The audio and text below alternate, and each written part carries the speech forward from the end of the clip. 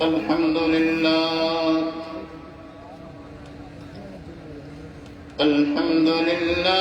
نحمده ونستعينه ونستغفره ونؤمن به ونتوكل عليه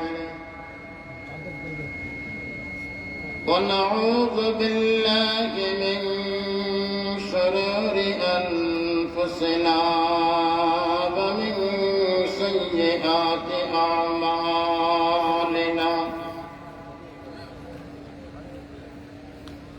من يهده الله فلا مضل له ومن يضلله فلا هادي له ونشهد أن لا إله إلا الله وحده لا شريك له ونشهد أن سيدنا وسندنا وحبيبنا ومولانا محمد الذي أرسل إلى الناس كافة بشيرا ونذيرا وداعيا إلى الله بإذنه وسراجا منيرا أما بعد فأعوذ بالله من الشيطان الرجيم بسم الله الرحمن الرحيم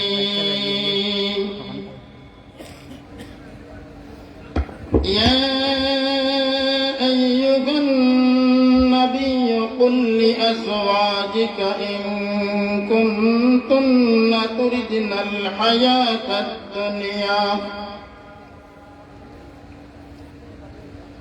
إن كنتن تردن الحياة الدنيا وزينتها فتعالين أمتعكن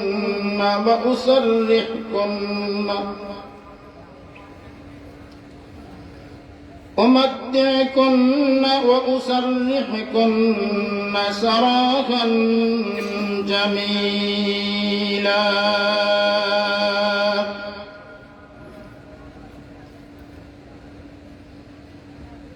وإن كنتن تردن الله ورسوله والدار الآخرة فإن الله أعد للمحسنات منكن أجرا عظيما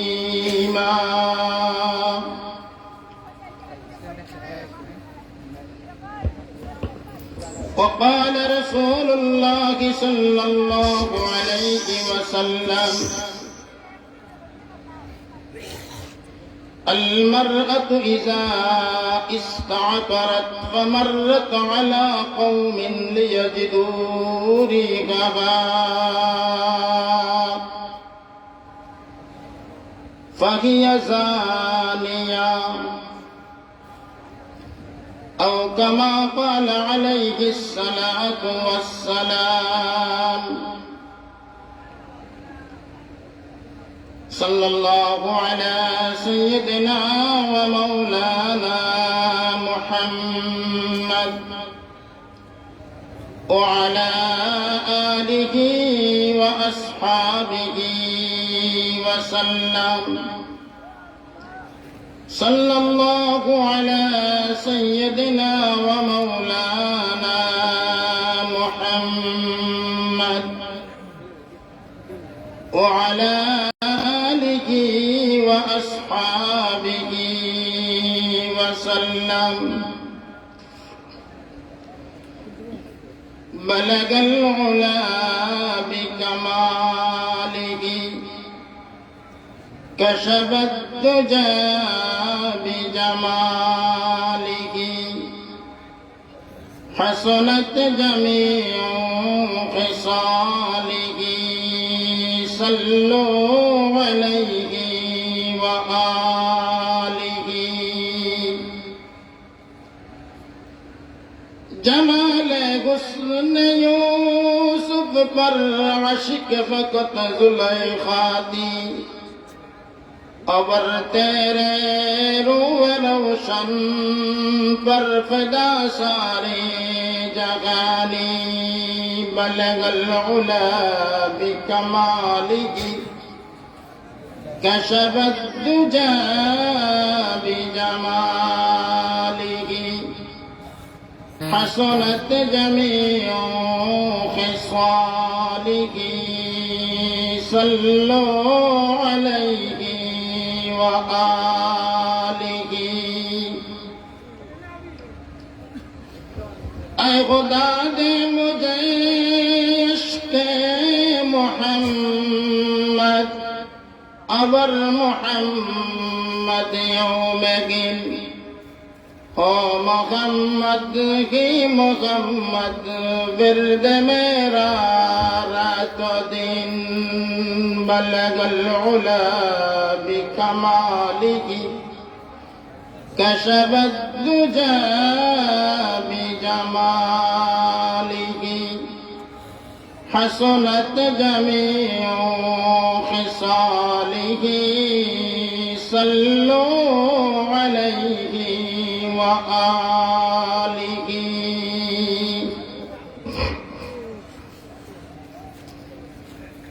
জিন্নুরাইন ইসলামী যুব ও সমাজ কল্যাণ পরিষদ কুশবাড়ি নয়াবাড়ি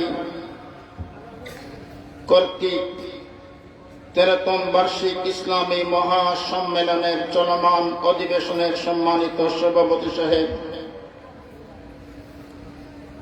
উপস্থিত উলামায়ে কেরাম, মুরব্বিয়ানে আযম, নওজোয়ান ভাইয়েরা, পর্দার ভিতরের সম্মানিত মা ও বোনেরা, সর্বপ্রথম আল্লাহ রাব্বুল আলামিনের শুকরিয়া আদায় করি যে আল্লাহ রাব্বুল আলামিন কোরআন এবং হাদিস থেকে জীবন গড়ার মতো উপাদান উপার্জন করার জন্য, জীবন গড়ার মতো উপাদান উপার্জন করার জন্য আল্লাহ রাব্বুল আলামিন আমাদেরকে কোরআন হাদিসের মজলিসে উপস্থিত হওয়ার তৌফিক দান করেছেন। সেজন্য আমরা সকলেই শুকরিয়া আদায় করি আলহামদুলিল্লাহ।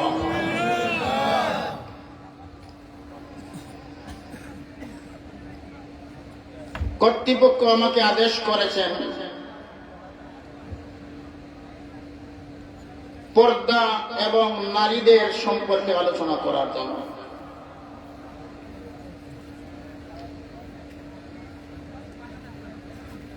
নারী জাতি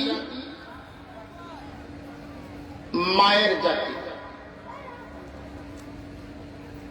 মানুষ বনার ফ্যাক্টরি, যেখান থেকে মানুষ তৈরি হয়।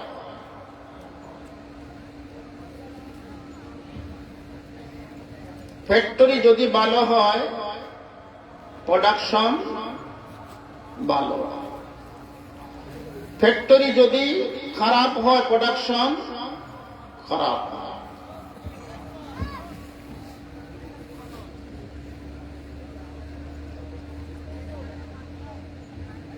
নারী ছাড়া পৃথিবীর কোন জাতি বসবাস করতে পারবে না। আবার নারী এমন এক জাতি যাদের থেকে আম্বিয়ায়ে কেরাম, উলামা হযরত, পীর বুজুর্গ, গৌস আবদাল, অলি কুতুবরা জন্মগ্রহণ করে। আবার ওই নারী জাতির থেকে ফেরাউন, কারুন, আবু জাহেল, উতবা, শায়বা, রাবিয়া, ডাকাত, চোর, বদমাশ, জুয়াকুর, গাজাকুর তৈরি হয়। ঠিক না? এখন আজকে আমাদের জানার দরকার, বোঝার দরকার, কোন নারী থেকে অলি সৃষ্টি হয় আর কোন নারী থেকে গাজাকুর তৈরি হয়। কোন নারী থেকে আল্লাহওয়ালা সৃষ্টি হয়, আবার কোন নারী থেকে ডাকাত বদমাশ তৈরি হয়।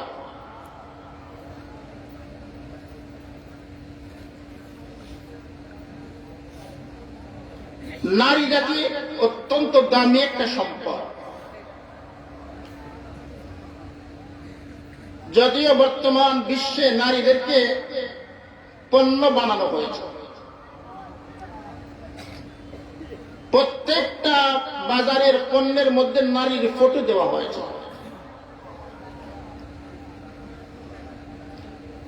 আসলে নারীকে সম্মান দেওয়া হচ্ছে না অপমান করা হচ্ছে? একটা সাবান খরিদ করলে সাবানের গায়ে নারীর ফটো, একটা পাউডার খরিদ করলে পাউডারের গায়ে নারীর ফটো,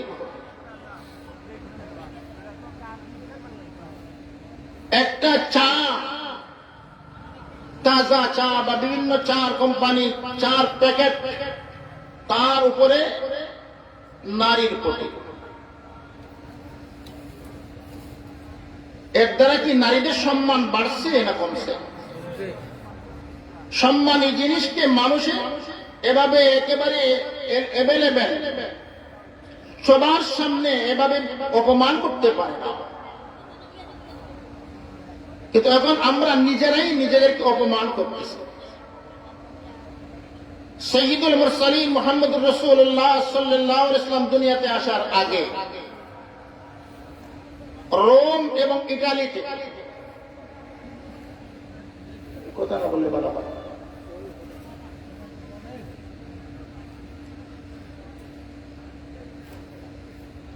রোম এবং ইটালিতে নারীদেরকে নিম্নমানের পণ্য হিসেবে দেখা হতো। এই জন্য নারী জাতিদেরকে বাজারে বিক্রয় করা হতো। যার মনে যাকে চায় খরিদ করত, যার মনে যাকে চায় বিক্রয় করত। বাবা তার সন্তান কন্যাকে বিক্রয় করত, স্বামী তার স্ত্রীকে বিক্রয় করত, ভাই তার বোনকে বিক্রয় করত। এভাবে নারী জাতিদের অপমান ছিল। বর্তমান পৃথিবীর সভ্য জাতি, সভ্যতার দাবিদার রোম, পারস্য, ইটালি, নারীদেরকে তৎকালীন সময়ে এমন ভাবে অপমান করা হতো। আমাদের ভারতের হিন্দুস্তানের মধ্যে নারীদেরকে অধিকারহীন প্রাণী বলা হতো। অধিকারহীন প্রাণী, যার কোনো অধিকার নাই। বাবার সম্পদে, স্বামীর সম্পদে, ভাইয়ের সম্পদে কোনো অধিকার নাই। এমনকি নারীকে স্বামী মারা গেলে পরে স্বামীর সাথে স্বামীর চিতায়, কি রে এত কথা কত বলে কেন?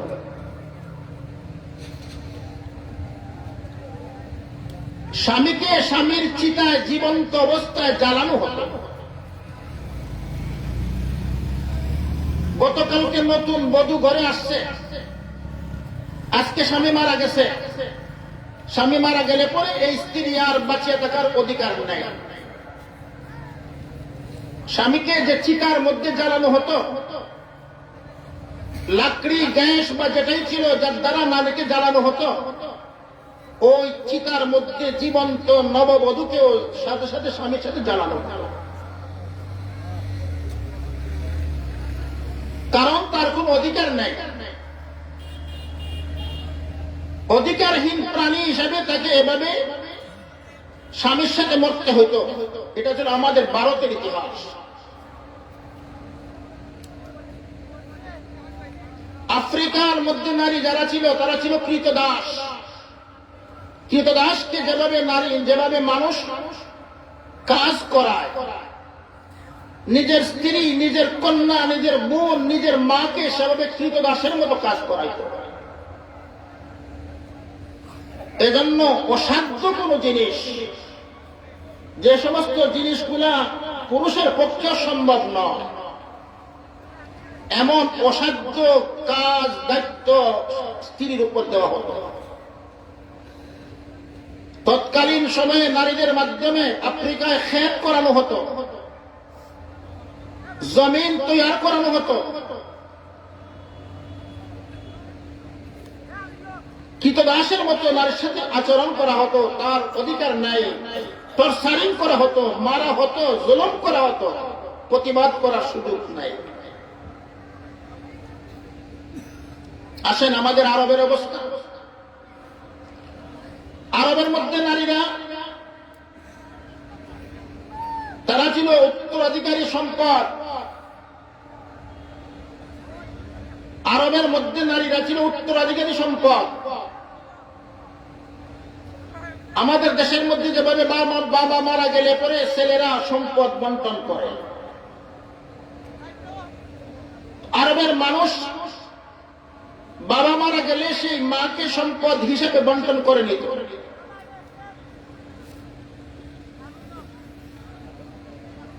বিশেষ করে বড় ছেলে যে হতো, সে তার বাবার স্থলাভিষিক্ত হয়ে মাকে ব্যবহার করত। নাউজুবিল্লাহ বলা যায় না। বাবা মারা গেছে, মারা যাওয়ার পরে সেই বাবার সম্পত্তির মালিক হয়েছে ছেলে। এই ছেলে সম্পত্তির মালিক, তার মার মালিক সে হয়েছে। এই মাকে সে ব্যবহার করত। এই জন্য আরবের মধ্যে প্রথা ছিল, কোন কন্যা সন্তান জন্ম নিলে তাকে জীবন্ত দাফন করত। সমস্ত হাদিসের কিতাবের মধ্যে উল্লেখ রয়েছে, সন্তান প্রসবের আগে বাড়ির উঠানে গর্ত কুদা হতো। গর্ত কুদার পরে যখন প্রসব বেদনা প্রবল হইত, শক্তিশালী হইত, প্রবল প্রসব শুরু হওয়ার সময় আগ মুহূর্তে ওই নারীকে টেনে হেসড়ে ওই গর্তের মুখে নিয়ে আসা হতো। গর্তের মুখে নিয়ে আসা, দুই পা দুই দিকে রাখা দাত্রী কন্যা, দাত্রী মহিলারা হাতকে গর্তের ভিতরে রাখত। বাচ্চারা জন্ম নেওয়ার পরে বাচ্চা যদি ছেলে হইতো গর্তটি ওটাই আনত, আর যদি সে নারী কন্যা সন্তান হতো গর্তের ভিতরে ছেড়ে দিয়ে চাপা দিত। এটা ছিল আগের ইতিহাস। শর্টকাট করে বলতেছি। কিন্তু ইসলাম আসার পর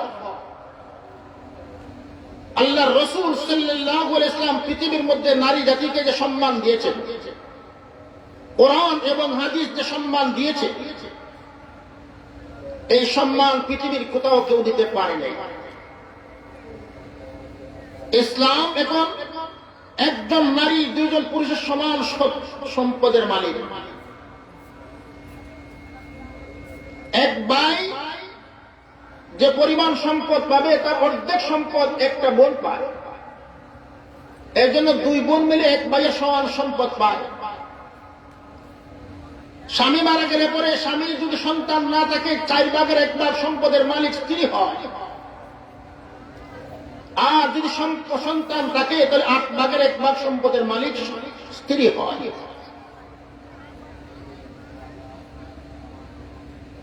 একদিকে রাসূল করিম সাল্লাল্লাহু আলাইহি ওয়াসাল্লাম ঘোষণা করেছেন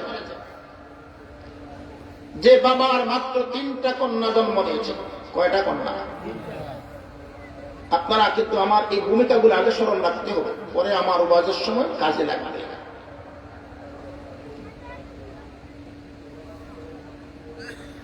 একমাত্র এক বাবা 3টা কন্যা জন্ম নিয়েছে। নবী করিম সাল্লাল্লাহু আলাইহি ওয়াসাল্লাম ঘোষণা দিয়েছেন সে ব্যক্তি জান্নাতি। 3 ছেলে জন্ম নিলে জান্নাতি ঘোষণা নবীজি দেন নাই। 3 জন কন্যা সন্তান জন্ম নিয়েছে, আর এই তিনটা কন্যাকে লালন পালন করে পূর্ণ বয়স্ক হওয়ার পরে পাত্রের নিকট পৌঁছে দিয়েছে, বিবাহ দিয়েছে। নবীজি বলেছেন সেটা জান্নাত। আরো বলেছেন প্রথম যে ব্যক্তির সন্তান জন্ম নিয়েছে কন্যা সন্তান সে ভাগ্যবতী, স্ত্রী ভাগ্যবতী আর স্বামী ভাগ্যবান। ছেলের প্রথম জন্ম নিলে ভাগ্যবান নবীজি বলেন নাই, কন্যা সন্তান প্রথম জন্ম নিয়েছে, কন্যা সন্তান সে ব্যক্তি ভাগ্যবান। আর মা ওই স্ত্রী ভাগ্যবতী। তাহলে রাসূল করিম সাল্লাল্লাহু আলাইহি ওয়াসাল্লাম এবং কোরআন হাদিস নারীদেরকে সম্মান দিয়েছে না দেয় নাই? এখন বর্তমানে প্রতিটা পণ্যের গায়ে নারীর ফটো দিয়া নারী জাতিকে কলঙ্কিত করা হচ্ছে। এর রহস্যটা কি? এই রহস্যটাও আগে জানে নেওয়া দরকার। জাহিলিয়তের যুগ থেকে নিয়ে 19 শতাব্দীর মধ্যযুগ পর্যন্ত, জাহিলিয়তের যুগ থেকে নিয়ে 19 শতাব্দীর মধ্যযুগ পর্যন্ত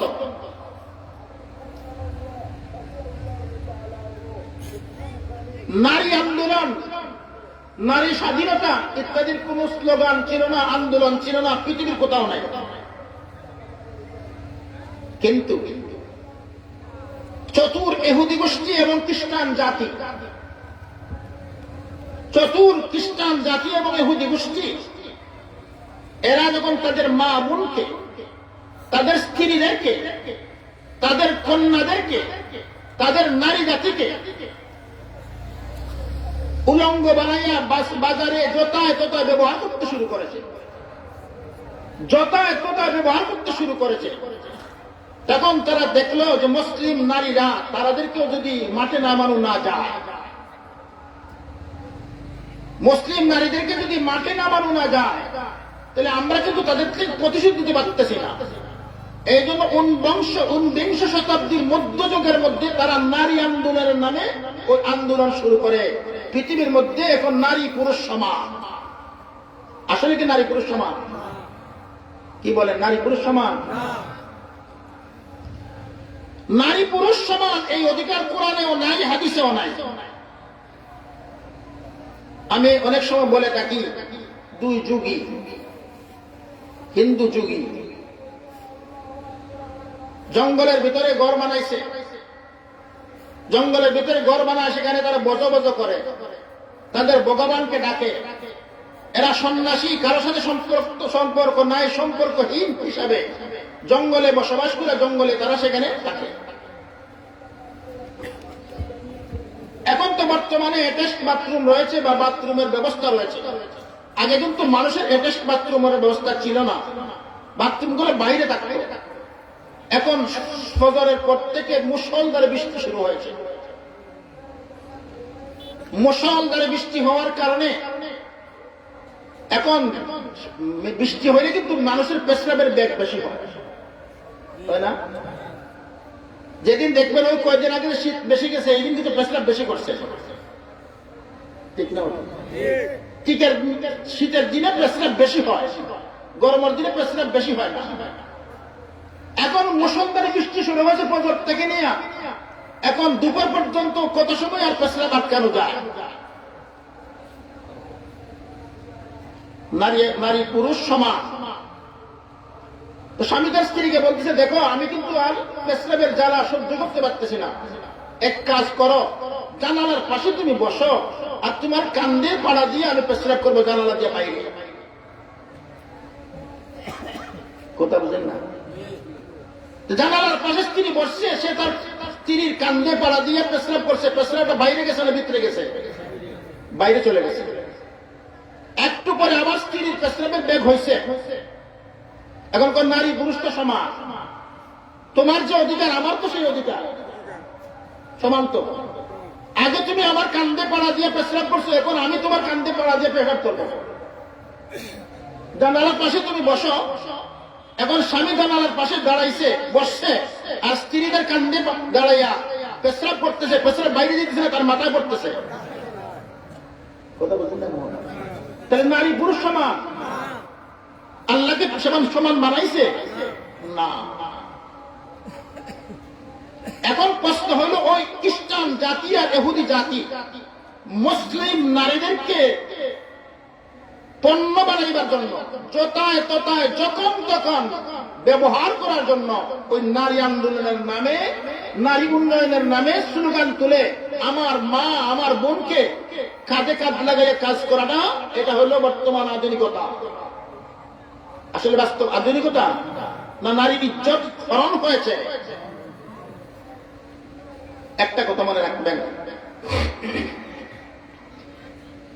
সমস্ত পৃথিবীর মধ্যে মুসলিম, হিন্দু, ইহুদি, নাসারা, খ্রিস্টান যে ধর্মেরই হোক না কেন, যে নারী পর্দানশীল ছিল, ওই পর্দানশীল নারীর গর্তে কৃতি সন্তান জন্ম দিয়েছে। নারী পর্দানশীল ছিল, তার ঘর থেকে কৃতি সন্তান জন্ম নিয়েছে, রাজনীতিবিদ জন্ম নিয়েছে, সমাজ সেবক জন্ম নিয়েছে, অলি গোস জন্ম নিয়েছে, বাদশাহ ওজির জন্ম নিয়েছে, দেশের বিশিষ্ট ব্যক্তিরা জন্ম নিয়েছে।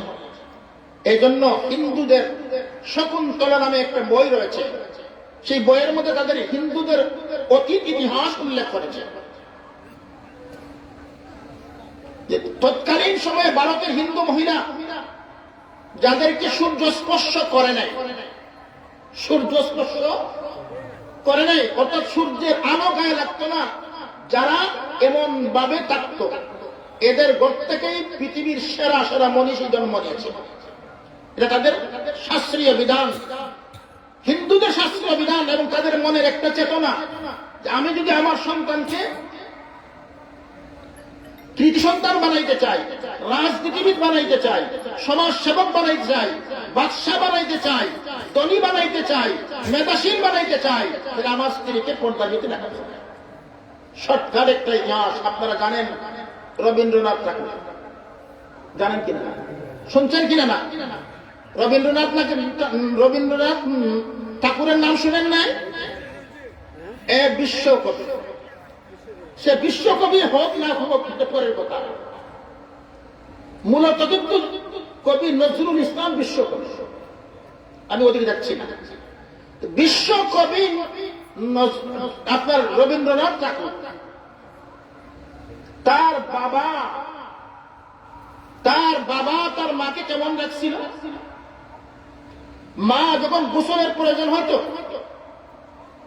তার মার নাম শারদা দেবী, ওই মা যখন গোসলের প্রয়োজন হইত তখন ওই সময় পালকির ভিতরে তার মাকে বসানো হইত।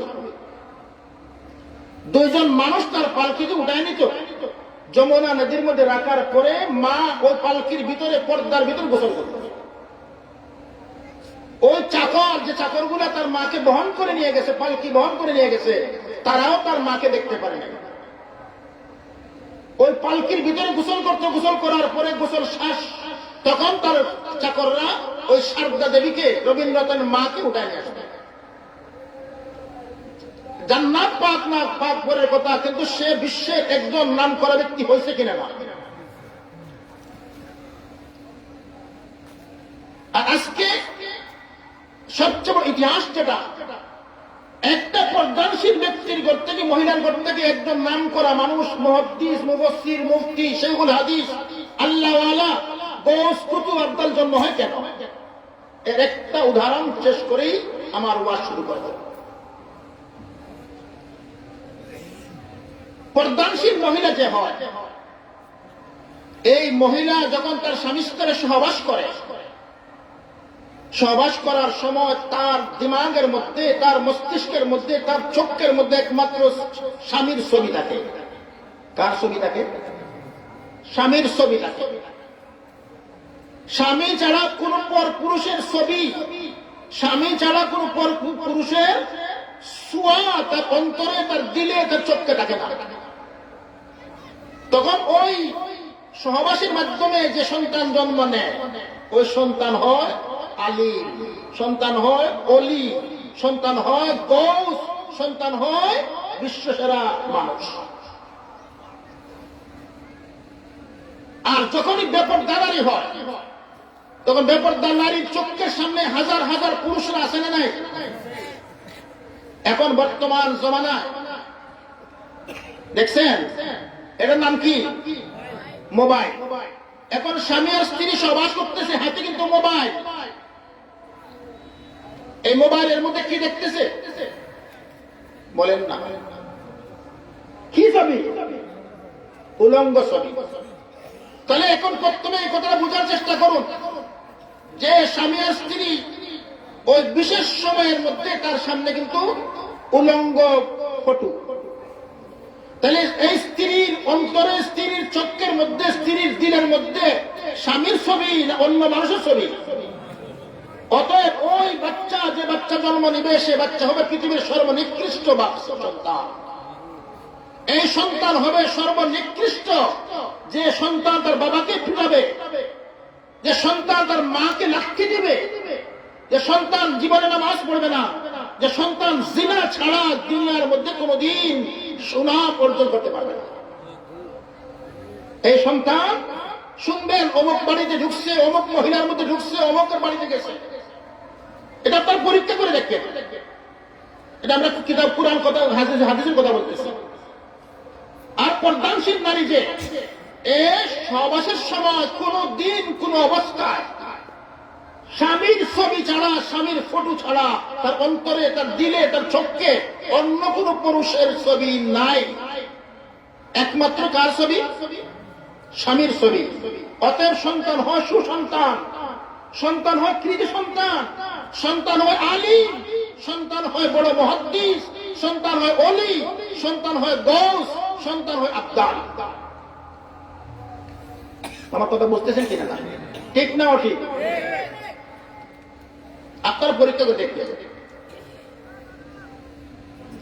এখন আমাদের চিন্তা করা দরকার, ভবিষ্যৎ প্রজন্ম যারা, বিশেষ করে যুবক যারা, তুমি তো মনে করতেছো যে তোমার আদরের স্ত্রীকে পেয়ে গিয়েছো আর আদরের স্ত্রীর সাথে তুমি আনন্দ করতেছো। রেডি থাকো, রেডি থাকো, রেডি। একদিন আসবে তোমার সন্তান বড় হলে পরে তোমাকে পিটাবে, সন্তান বড় হলে তোমাকে লাথি দিয়ে ঘর থেকে বাইর করে দিবে, সন্তান বড় হলে তোমার কথা মানবে না, নামাজ রোজা করবে না, কোরআন হাদিসের প্রতি আকর্ষণ থাকবে না, সে বিভিন্ন ব্যভিচারে লিপ্ত হবে, বিভিন্ন গুনার কাজে জড়িত হবে এবং তোমার বিরুদ্ধে সে অবস্থান হবে। এই জন্য প্রত্যেকটা যুবকের দায়িত্ব হলো নিজের স্ত্রীকে সন্তান, সুসন্তান হতে গেলে পর্দার ভিতরে রাখতেই হবে। কথা বোঝেন কিনা?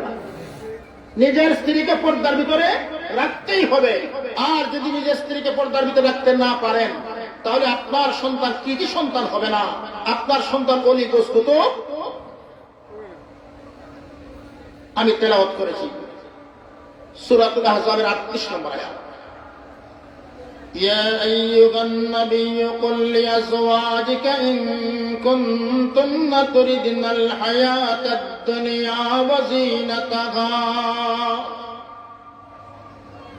فتعالين أمتعكن وأسرحكن سراحا جميلا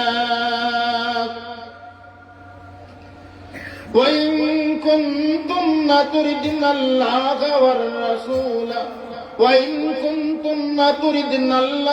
ورسوله والدار الآخرة فإن الله أعد للمحسنات منكن أجرا عظيما।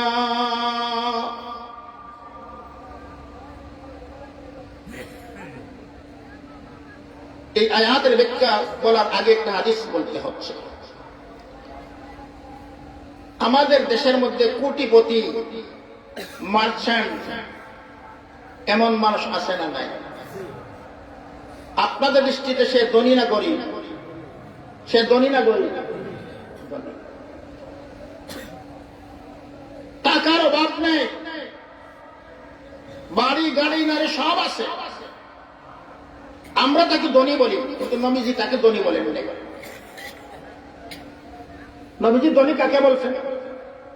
قال رسول الله صلى الله عليه وسلم الدنيا كلها متاع وخير متاع الدنيا المرأة الصالحة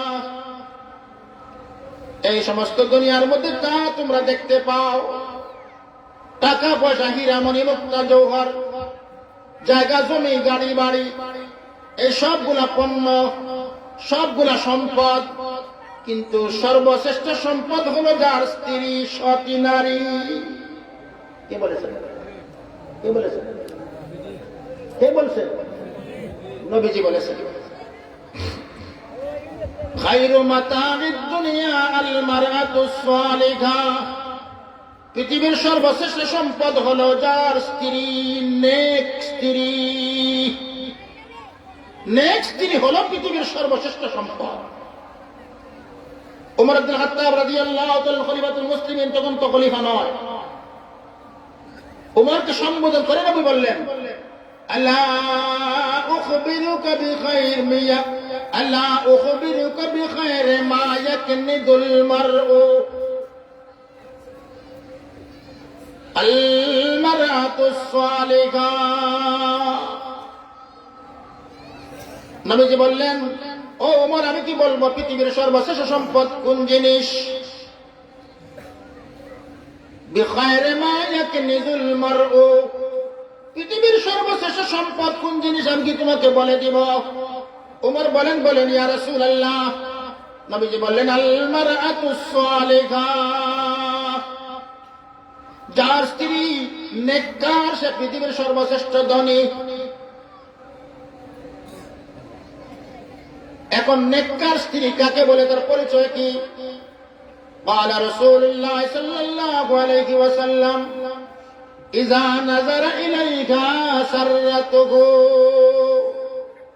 وإذا أمرها طاعته وإذا غاب عنها حفظته।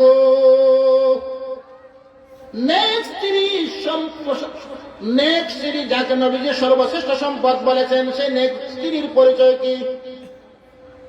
মারআতে সালেহার পরিচয় কি? যার মধ্যে তিনটা গুণ আছে। কয়টা গুণ? এখন মধ্যে যে আপনারা যারা আছেন, দেখবেন আপনার স্ত্রীর মধ্যে সেই তিনটা গুণ আছে না নাই?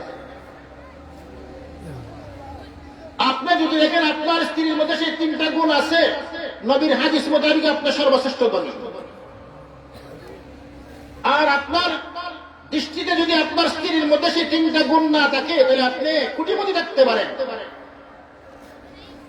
গাড়ি বাড়ি নারীর মালিক হতে পারেন, আপনি ধনী নয়। এক নম্বর গুণ, ইজা নাজারা ইলাইহা সাররাতুহু। আমরা বাড়িতে থাকি, ক্ষেত খামার করি, অফিসে যাই, ব্যবসা বাণিজ্য করি, কেউ বারকি বায়, কেউ ঠেলা বায়, আছে কিনা নাই?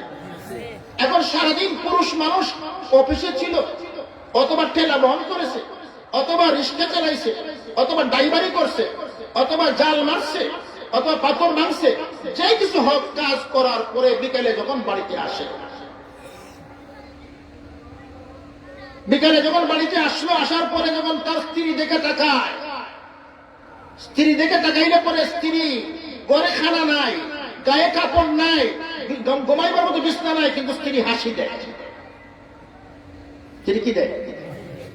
কথা বোঝেন কিনা? গায়ে কাপড় নাই, থাকার ব্যবস্থা নাই, ঘরে খানা নাই, কিন্তু স্বামী এতদিন এত সময় পর্যন্ত কষ্ট করে আসছে, আসার পরে যখন স্বামীকে খুশি করার জন্য, আনন্দিত করার জন্য স্ত্রী তাকে খুশি মনে আনন্দের সাথে বরণ করে, গ্রহণ করে, এই স্ত্রী হলো মারআতে সালেহা।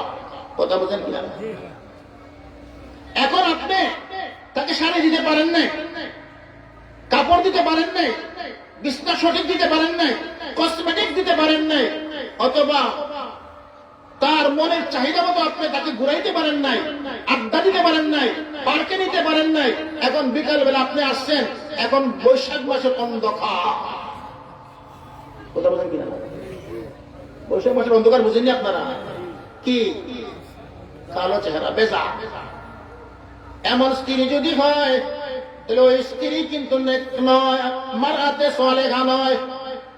ঘরে কাপড় নাই, গায়ে কাপড় নাই, ঘরে খানা নাই, বিছানা নাই, কসমেটিক্স নাই, তার ইচ্ছা মতো কিছু ঘুরাইতে পারে না, ঘরের মধ্যে বন্দি সারায় থাকে।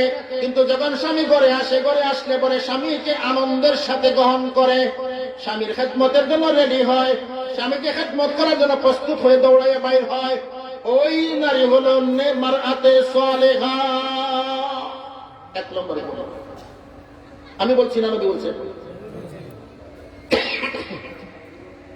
এমন নারী আছে না নাই?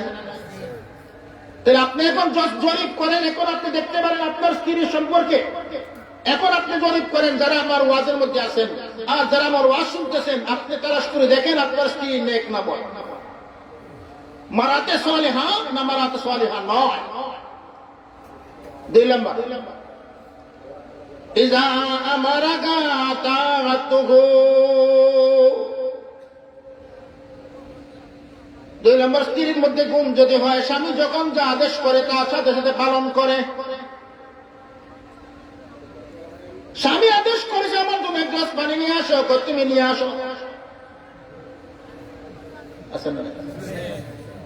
স্বামী বলছে আমার জন্য একটু পান নিয়ে আসো, তুমি খাইয়া নাও। আছে না নাই? আপনি যখন আদেশ করেছেন, সাথে সাথে স্ত্রী কিন্তু পালন করতেছে। আপনার কথার বিপক্ষে চলে না, আপনার কথাকে অগ্রাহ্য করে না। যখনই আপনি আদেশ করেছেন, তখনই সেই স্ত্রী সেই পালন করার জন্য রেডি হয়, সাথে সাথে আপনার কথাকে পালন করে, সেটা মারাতে সালেহা। তবে একটা কথা, রাসূল করিম বলেছেন, শরীয়তের বিরুদ্ধে স্বামী আদেশ করতে হবে। কিসের বিরুদ্ধে? শরীয়তের পক্ষে, শরীয়তের ভিতরের জিনিস। এখন কোন স্বামী যদি তার স্ত্রীকে শরীয়তের পরিপন্থী, শরীয়তের বিপরীত কোনো কিছু আদেশ করে, তখন কিন্তু স্ত্রী তার স্বামীর কথা মানতে পারবে না। قال رسول الله صلى الله عليه وسلم لا طاعة لمخلوق في معصية الخالق। আল্লাহর অবাধ্য হইয়া, আল্লাহর হুকুমের বিপরীত চইলা, আল্লাহকে নারাজ কইরা স্বামীকে খুশি করা যাবে না। এখন আপনার স্বামী যদি আপনাকে বলে, ও আমার স্ত্রী, আমার মামাতো ভাই আসছে, তার জন্য পান নিয়ে যাও, আমার মামাতো ফুফুতো ভাই আসছে, তার জন্য নুডলস নিয়ে যাও, আমার ফুফুতো ভাই আসছে, তার জন্য তুমি পান নিয়ে যাও। শরীয়তের পরিপন্থী না শরীয়তের পক্ষে? শরীয়তের পরিপন্থী। এই মুহূর্তে স্ত্রী তার স্বামীর কথা মানতে পারবে না। 2 নম্বর গুণ হলো কি? স্বামী যখনই যা আদেশ করে সে স্ত্রী পালন করে। 2 নম্বর গুণ। কয় নম্বর? 3 নম্বর, ওয়াইদা গাবা আনহা হাফিজাতুহু। স্বামী যদি বাড়িতে না থাকে, বিদেশে চলে গেছে, কোথাও চলে গেছে, কারবারের জন্য চলে গেছে, ব্যবসার জন্য চলে গেছে, চাকরির জন্য চলে গেছে, এই মুহূর্তে স্ত্রী তার সতীত্বকে রক্ষা করে। এই মুহূর্তে স্বামী পরকীয়ায় জড়িত হয় না। ওই মুহূর্তে ওই সময় স্ত্রী পরকীয়ায় জড়িত হয় না। ওই সময় স্ত্রী অন্য কোনো পুরুষের সাথে কথা বলে না। ওই সময় স্ত্রী অন্য কোনো ব্যক্তির সাথে সম্পর্ক জুড়ায় না, বরঞ্চ তার স্বামীর মর্যাদা ঠিক রাখে এবং তার স্বামীর সেই আমানত ঠিক রাখে। কয়টা গুণ? গুণ কয়টা? এই 3টা গুণ যে নারীর মধ্যে পাওয়া গেল, সে হলো নেককার। এটা তো বিবাহের পরের কথা। বিবাহের আগে যদি হয়, এখন যে সমস্ত যুবকের এখনো বিবাহ হয় নাই, এই নারীকে বুঝবো কেমনে? নবীজির হাদিস মোতাবেক হলো, যে সমস্ত নারীদের এখনো বিবাহ হয় নাই, যুবতী, তোমার মধ্যে যদি সেই 3টা গুণ আগের থেকে অর্জন করতে পারো, আমার আল্লাহ ঘোষণা দিয়েছেন তোমাকে একটা নেককার স্বামী উপহার দিবেন। উপহার। নারী যদি তার সে সতীত্ব রক্ষা করতে পারে, বিবাহের আগে কারোর সাথে সম্পর্ক নাই, বৈধ তরিকায় বিবাহের আগ পর্যন্ত সে তাকে শরীয়তের গণ্ডির ভিতরে রাখে, আল্লাহর পক্ষ থেকে পুরস্কার কি? একজন নেককার স্বামী পুরস্কার। পুরস্কার কেমনে পরে বলতে। এখন আসেন আমার আয়াত, তেলাওয়াতকৃত আয়াতে, এগুলো মনে রাখবেন তো। আগে কি বলেছি, স্ত্রীর গায়ে কাপড় নাই, খানার ব্যবস্থা নাই, ঘুমাইবার বিছানা নাই, এরপরেও স্বামীকে খুশি রাখার জন্য সব মেনে নেয়, স্বামীর অবস্থা মোতাবিক ব্যবস্থা করে, স্বামীর অবস্থা মোতাবিক জীবন যাপন করে, স্বামীর উপর চাপ তৈরি করে না, চাপ সৃষ্টি করে না, আমাকে এমন দিতে হবে, সেমন দিতে হবে, আমাকে পার্কে নিতে হবে, আমাকে কসমেটিক দিতে হবে, আমাকে অলংকার দিতে হবে, আমাকে এত 1000 টাকা শাড়ি দিতে হবে, এমন কোন চাপ তার স্বামীর উপর নাই। আল্লাহ কোরআনে বলে, ইয়া আইয়ুহান নবী ইন কুনতুন্না তুরিদ يا أيها النبي قل لأزواجك إن كنتن تردن الحياة الدنيا إن كنتن تردن الحياة الدنيا وزينتها فتعالين أمتعكن وأسرحكن سراحا جميلا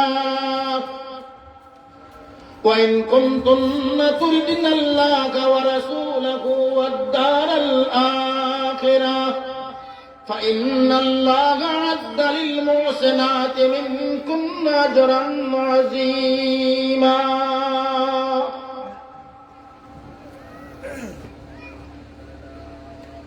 রাসূল করিম সাল্লাল্লাহু আলাইহি ওয়াসাল্লাম হিজরত করে মক্কা থেকে মদিনায় গেলেন, গোপনে লুকায়া। মক্কা থেকে মদিনায় যাওয়ার সময় কয়েক মণ সোনা হীরামণি মুক্তা হাতে নিয়েছিলেন? কিছু নিয়েছিলেন? কিছু নেন। গায়ে যে কাপড় ছিল তাই। মদিনায় যাওয়ার পরে মদিনার মানুষ গরিব, এক একজন ঘরের ভিতরে মুহাজির, একজন আনসারী ঘরের ভিতরে আরেকজন মুহাজির, এভাবে সবার ঘরে চাপাইয়া চাপাই মানুষ দেওয়া হয়েছে। সম্পদ বলতে কিছু নাই, সামান্য লাকড়ি কাটেন, বিক্রয় করেন, এভাবে জীবন যাপন হয়। আর না হয় কারো বাগান আছে, খেজুর বিক্রয় করেন, চলে। কিন্তু নবীর তো কিছু নাই। নবীর বিবাহ স্ত্রী 9 জন। স্ত্রী কয়জন? নবীর স্ত্রী 9 জন। এখন রাসূল করিম সাল্লাল্লাহু আলাইহি ওয়াসাল্লামের স্ত্রীদের বালিশও নাই। কি নাই? বালিশও নাই। ঘরের দরওয়াজা স্টিলের দরওয়াজা না, কাঠের দরওয়াজা না, ফুলের দরওয়াজা না, একটা বালিশে 3 জন ঘুমায়। একটা বালিশে কয়জন? একটা বালিশে কয়জন ঘুমায়? 3 জন। সাধারণত 2 জন ঘুমাইতেন, কিন্তু একটা বালিশে 3 জনও ঘুমাইছেন।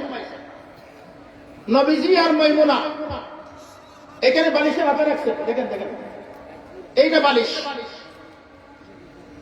এই বালিশের মধ্যে নবীজি আর মাইমুনার মাথা রাখছেন এদিক থেকে, পা দিয়েছেন এদিকে।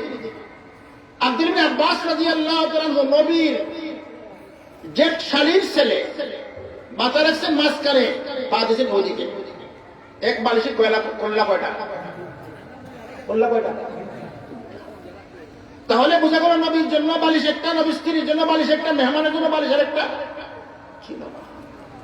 আবার সেই বালিশগুলো শিমল তুলার নয়, খেজুরের গাছের ভিতরের যে ঝুলি বাইর হয়, ওই ঝুলিগুলো নবীর বালিশ। মুসলমান এভাবে দুর্দশার মধ্যে চলতেছেন। 6ষ্ঠ হিজরিতে যখন মুসলমানরা খয়বর ফতহ করে নিলেন, বিজয়, খয়বর ফতহ করার পরে মুসলমানদের হাতের মধ্যে কোটি কোটি টাকার সম্পদ আসছে, বাগান আসছে, খেজুর বাগান, জায়গা জমি, টাকা পয়সা অনেকটা আসছে, কিন্তু নবীর হাতে তো নাই, নবী তো সব বাড়তে দিচ্ছে। এখন নবীর 9 জন স্ত্রী তারা সন্ধি করছেন, পরামর্শ করছেন যে এক কাজ হয়েছে, এতদিন পর্যন্ত তো নবীজি গরিব ছিলেন, টাকা পয়সা কিছু ছিল না, আমাদের শাড়িগুলো উন্নত ছিল না, আমাদের বালিশও নাই, আমাদের ঘরের দরজার মধ্যে উন্নত মানের দরওয়াজাও নাই। এখন তো নবীজি ধনী, রুমের বাদশাহ আর পারস্যের বাদশাহ তাদের স্ত্রীদেরকে রেশমের শাড়ি দেয়, রেশমের কাপড় দেয়, হীরার অলংকার দেয়, কানের মধ্যে, গলার মধ্যে, এবং উন্নত মানের কসমেটিক দেয়। আর আমার নবী মুহাম্মদ রাসূলুল্লাহ দুনিয়া এবং আখিরাতের বাদশাহ। নবী যেহেতু দুনিয়া আখিরাতের বাদশাহ, অতএব নবীর স্ত্রী আমরা, আমাদের তো কাপড় চোপড় কিছু উন্নত হওয়া দরকার। আমাদের জন্য বালিশ উন্নত হওয়ার দরকার, আমাদের জন্য উন্নত মানের খানাদানার দরকার, আমাদের জন্য উন্নত মানের ব্যবস্থাপনা দরকার। 9 জন স্ত্রী পরামর্শ করে নবীর দরবারে গেছেন।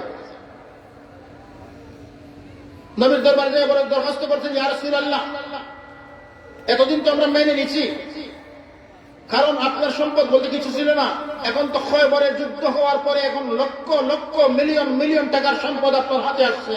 অতএব আপনি আমাদেরকে আমাদের মতো, আমরা যেহেতু আপনার নারী, আমরা রানী, আপনার রাজা, আমরা রানীর সম্মর্যাদা দিয়ে আমাদেরকে সেভাবে কাপড় চোপড়। নবীজি যখন স্ত্রীদের এই আবদার শুনছেন, নবীর চেহারা কালো হয়ে গেছে। কি হয়ে গেছে? কালো হয়ে গেছে। কারণ এর আগে নবী করিম সাল্লাল্লাহু আলাইহি ওয়াসাল্লাম, কথাটা খুব গুরুত্ব সহকারে বুঝুন, এর আগে হযরত জিবরিল আলাইহিস সালাম নবীর দরবারে উপস্থিত হয়েছেন। জিবরিল স্বয়ং আল্লাহ রাব্বুল পাঠাইছেন জিবরাইলকে, যাও আমার নবীকে জিজ্ঞাসা করো,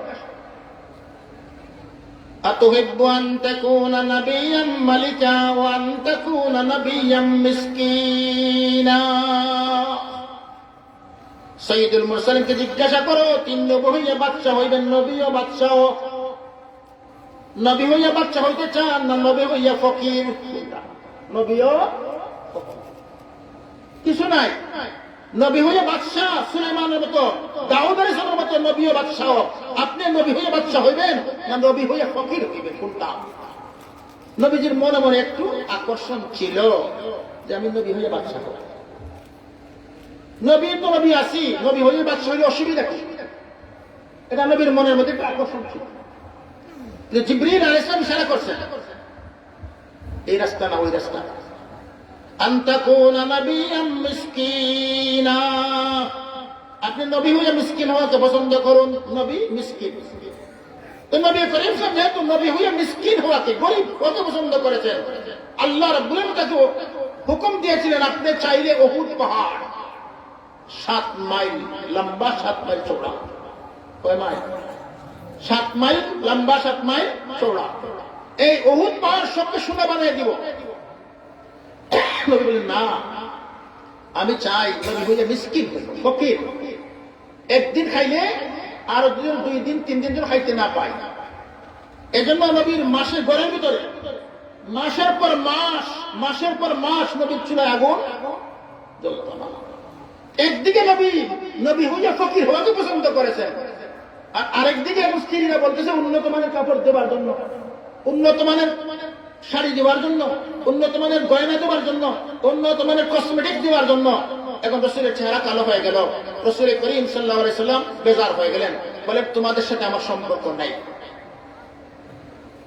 29 দিন, কতদিন? 29 দিন পর্যন্ত নবী তার স্ত্রীদের সাথে সম্পর্কহীন। কোন স্ত্রী নবীর পাশে যাইতে পারে না। মদিনায় প্রচার হয়ে গেছে, নবী তার সব স্ত্রীদেরকে তালাক দিয়েছে।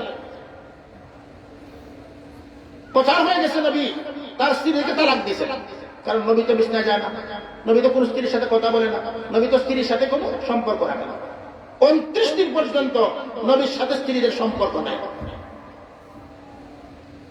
আল্লাহ আয়াত নাযিল করলেন, ইয়া আইয়ুহান নবী قل لأزواجك إن كنتن تردن الحياة الدنيا وزينتها فتعالين أمتعكن وأسرحكن سراحا جميلا। নবীজি তোমার স্ত্রীদেরকে বলে দাও, তারা যদি দুনিয়ার সম্পদের প্রতি, দুনিয়ার চাকচিক্যতার প্রতি, দুনিয়ার বিলাসিতার প্রতি, দুনিয়ার দ্বন্দ্বলতার প্রতি, দুনিয়ার এই সমস্ত সাজসজ্জার প্রতি যদি তারা আকর্ষিত হয়, তোমরা আসো, তোমাদের প্রত্যেকে 1, 2, 3, বুঝলেন কিনা? 1, 2, 3 মানে কি? তালাক। কোরআন শরীফে আল্লাহ নাযিল করছেন, আসো তোমাদের প্রত্যেকে 1, 2, 3 বলে তালাক দিয়ে দিব। আর যদি আমার সাথে থাকতে চাও, আমার সাধ্য মতো, আমার অবস্থা মতো আমি তোমাদের খরচ দিব, তোমাদের ভরণ পোষণ করব, তোমাদেরকে বিছানা দিব, তোমাদেরকে বালিশ দিব, তোমাদেরকে বিছানা দিব, তোমাদের কসমেটিক্স দিব। কথা বলছেন কিনা? এই কথা প্রচার হয়ে গেছে সমস্ত মদিনার মধ্যে। প্রধান মুসলিম আবু বকর সিদ্দিক রাদিয়াল্লাহু তাআলা, প্রথম মুসলমান আবু বকর সিদ্দিক রাদিয়াল্লাহু তাআলা নবীর সবচেয়ে বেশি প্রিয় ব্যক্তি। দুই শরমে, শরম আর ডর। শরম আর একদিকে শরম, আমার মেয়ে আয়েশা, এই আয়েশাকে নিয়ে নবীর নিকট এমন সম্পদের টাকা যখন, আরেকদিকে ডর, নবীজি নিজের স্ত্রীদেরকে তালাক দিয়েছেন, আবার কন্যা আয়েশাকেও তালাক দিয়েছেন। এখন একদিকে ডর, আরেকদিকে শরম। আবু বকরের মুখ বন্ধ, বাক বন্ধ, একেবারে চাউন নেই, নীরব নিস্তব্ধ। উমরের নিকট সংবাদ পৌঁছেছে যে নবীজি তার স্ত্রীদেরকে তালাক দিয়েছেন। উমরের মেয়ের নাম হাফসা, উমরের মেয়ে হাফসাকেও তালাক দিয়েছেন। এখন কোন বাবা যদি শুনে তার জামাই মেয়েকে তালাক দিছে, এটা কি আনন্দে মানবে না বেজার হবে? বেজার হবে না? উমর তো বেজার, কি ব্যাপার, নবীজি তার কন্যাকে স্ত্রী দেখে তালাক দিয়েছেন, আমার কন্যা হাফসাকে তো তালাক দিয়েছেন। উমর দৌড়ে গেছেন নবীর বাড়িতে, গেট খোলার জন্য আদেশ করেছেন। গেট খোলা হয়েছিল, নবীজি আবু উমর ঘরে ঢুকছেন। ঢুকার পরে বললেন, ইয়া রাসূলুল্লাহ হাল তাল্লাকতা ইমরাতাক, আপনি কি আপনার বিবিকে তালাক দিয়েছেন? নবী বললেন, না না, আমি তালাক দেই না। নবী বললেন, তালাক দেই না, আল্লাহ আদেশ দিয়েছেন। তারা যদি দুনিয়ার দিকে ধাবিত হয়, আমার সাধ্যের বাহিরে তারা যদি কিছু চায়, তাদেরকে তালাক দিবার জন্য, কিন্তু তালাক দেই নাই। ওমর ইবনে খাত্তাব রাদিয়াল্লাহু তাআলা নবীর ঘর থেকে বাইরে চিৎকার দিয়ে এলান করে দিলেন, নবীজি তালাক দেন নাই। পরে রাসূল করিম সাল্লাল্লাহু আলাইহি ওয়াসাল্লাম একজনের পর একজন আয়েশাকে ডাকলেন, আয়েশা, তুমি যেহেতু সবচেয়ে প্রথম বয়সে ছোট, আর নবী কিন্তু আয়েশাকে বেশি মহব্বত করতেন, বললেন এক কাজ করো, তুমি কিন্তু তোমার নিজের পক্ষ থেকে কোনো সিদ্ধান্ত নিবে না, তোমার আব্বা এবং আম্মার সাথে পরামর্শ করার পরে বলবে যে তুমি কি আমাকে চাও না দুনিয়ার ধন সম্পদ, কোনটা চাও? আবু বকর সিদ্দিক রাদিয়াল্লাহু তাআলার কন্যা আয়েশা, আম্মা জান আয়েশা সিদ্দিকা রাদিয়াল্লাহু তাআলা যদিও বয়সে ছোট ছিলেন, কিন্তু বললেন, ইয়া রাসূলুল্লাহ, আপনাকে চাইতে গেলে আব্বা আম্মার পরামর্শের প্রয়োজন নাই। আমি দুনিয়া চাই না, সম্পদ চাই না, বিলাসিতা চাই না, উন্নত মানের গাড়ি, উন্নত মানের শাড়ি, উন্নত মানের গয়না কিছু চাই না। আমি একমাত্র আপনাকে চাই। এই দুনিয়ার জীবনে আপনার সাথে থাকবো, মারা গেলে পরে জান্নাতে আপনার স্ত্রী হইয়া উঠব। তবে একটা কথা, আমার অন্য সতীনদেরকে এই কথা বলবেন না। আশার মনের ধারণা হইল, অন্য কোন স্ত্রীরা যদি সম্পদের ডুবে নবী তিনি তালাক চায়, তো নবী তালাক দিলে একটা সতীন কমল। বুঝলেন আমার হয়, সতীন কমলে লাভ না ক্ষতি? লাভ। আশাই কথা বললেন নবীকে, কিন্তু নবী তো বলার কর্তার দরকার নাই। নবীর স্ত্রী যাদেরকে আল্লাহর নবীর স্ত্রী হিসাবে নির্বাচন করেছেন, তারা সকলেই একই বাক্যে একের পর এক সবাই বললেন, আমরা দুনিয়ার সম্পদ চাই না, বিলাসিতা চাই না, কসমেটিক্স চাই না, রেশমি শাড়ি চাই না, আমরা চাই আপনাকে। কথা বলছেন কিনা? তাহলে এখানে কি হয়ে গেল? রাসূল করিম সাল্লাল্লাহু আলাইহি ওয়াসাল্লাম বলেছেন, স্ত্রী তুমি তোমার স্বামীর কৃতজ্ঞ থাকতে হবে। স্বামীর কি থাকতে হবে? কৃতজ্ঞ। আমার স্বামী আমাকে যেভাবে দেয় আমি সেভাবে কৃতজ্ঞ। বুখারী শরীফের 9 নম্বরে পৃষ্ঠার মধ্যে, বুখারী শরীফের জিলদে আউয়াল 9 নম্বর পৃষ্ঠার মধ্যে এক বাব অধ্যায় আনা হয়েছে, বাব কুফরানিল আশির ওয়া কুফরিন দুনা কুফরিন, বাব কুফরানিল আশির ওয়া কুফরিন দুনা কুফরিন। এই বাবের মধ্যে হাদিস আনছেন আব্দুল্লাহ ইবনে আব্বাস রাদিয়াল্লাহু তাআলা থেকে, নবীজি riwayat করছেন, উরিতু লাইলাতুল ইসরা আকসারু আহলিন নার আন-নিসা। নবীজি বললেন, আমি মেরাজের রাত্রে যখন মেরাজে চলে গেছি, ওই সময় মেরাজে যাওয়ার পরে আমাকে দেখানো হয়েছে জাহান্নামের মধ্যে যারা বেশি জ্বলতেছে এরা নারী জাতি। কোন জাতি? নারী জাতি। সাহাবায়ে কেরাম জিজ্ঞাসা করলেন, এরা নারী জাতি জাহান্নামে বেশি জ্বলার কারণটা কি? নবীজি বলেন, কুফরানুল আশির, স্বামী অকৃতজ্ঞ। এভাবে নবীজি এই কথা বলেছেন যে স্বামী যদি তার স্ত্রীকে প্রতি চাহিদা মতো কাপড় দেয়, কসমেটিক্স দেয়, সবকিছু দেয়, আর কোন একটা দিন যদি মাত্র তার মনের চাহিদা মতো শাড়ি পায় নাই অথবা গয়না পায় নাই, তো কি বলবে? সারা জীবনে তুমি কোনোদিন আমাকে আমার মনের মতো শাড়ি দিতে পারো না। নবী বলছেন হাদিসে, এটা কিন্তু নারীদের অভ্যাস। সারা জীবন আপনি দিতেছেন, সবটা দিলেন, একদিন হয়তো একটু মান্দা হয়েছে, একটু মাত্র কিছু অলস মানুষ আপনার কি হয়েছে, একটু মান্দা বা একটু নিম্নমানের চাহিদা পড়ছে, তখন বলবে জীবনে কোনোদিন আমাকে দিতে পারো নাই। এটা নারীদের অভ্যাস। তো নবী বললেন উরিতু লাইলাতাল ইসরা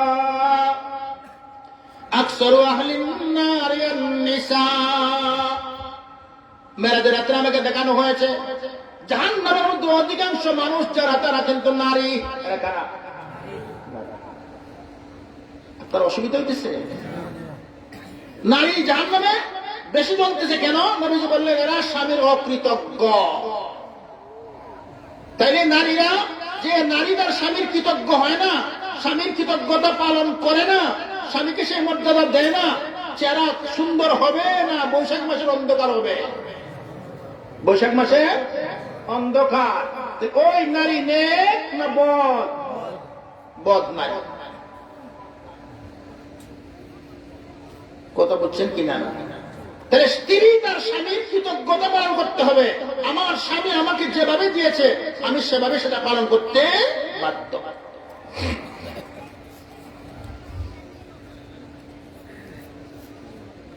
একটা ইতিহাস বলি। আমাদের পাশের রাষ্ট্র, মুসলিম রাষ্ট্রের নাম পাকিস্তান। তো পাকিস্তান আর আমাদের বাংলাদেশ, দুই দেশের মধ্যে দুইজন মানুষ মারা গেলে পরে দুইজনের কবরের মাটির মেশকাম্বর হয়েছিল। আমাদের বাংলাদেশে যিনি হয়েছিল ওর নাম কি? মুশাহিদ বাইনপুরি রাহমাতুল্লাহ। মরে গেলে পরে, মারা যাওয়ার পরে কবরে দেওয়ান করার পর কবরের মাটি মেশকাম্বর হয়ে গেছে। থানার পুলিশ গার্ড দিয়া আটকাইতে পারে নাই। মানুষ মাটি দিলেই মাটিটা মেশকাম্বর হয়, আবার মানুষ আগলার থেকে মাটি দেয়, সেই মাটিটাও মেশকাম্বরের মতো গ্রাম হয়ে যায়। আর পাকিস্তানে যিনি ছিলেন তার নাম আহমদ আলী লাহোরী রহমতুল্লাহ। নাম কি ছিল? আহমদ আলী লাহোরী রহমতুল্লাহ আলাইহি। আমাদের ভারত উপমহাদেশের সবচেয়ে বড় মুফাসসির, রইসুল মুফাসসিরিন আল্লামা আহমদ আলী লাহোরী রহমতুল্লাহ আলাইহি। তিনি মারা গেলে পরে তার কবর মেশকাম্বরে পরিণত হয়েছিল। মূলত উনি একজন শিখ সন্তান। তার বাবা নাই, মা আছে। তো যুবক তার মার খেদমত করে, হঠাৎ করে আল্লাহ তার তৌফিক দিয়েছেন, ইসলামের প্রতি আকৃষ্ট হইয়া ইসলাম কবুল করছেন। বংশগত শিখ।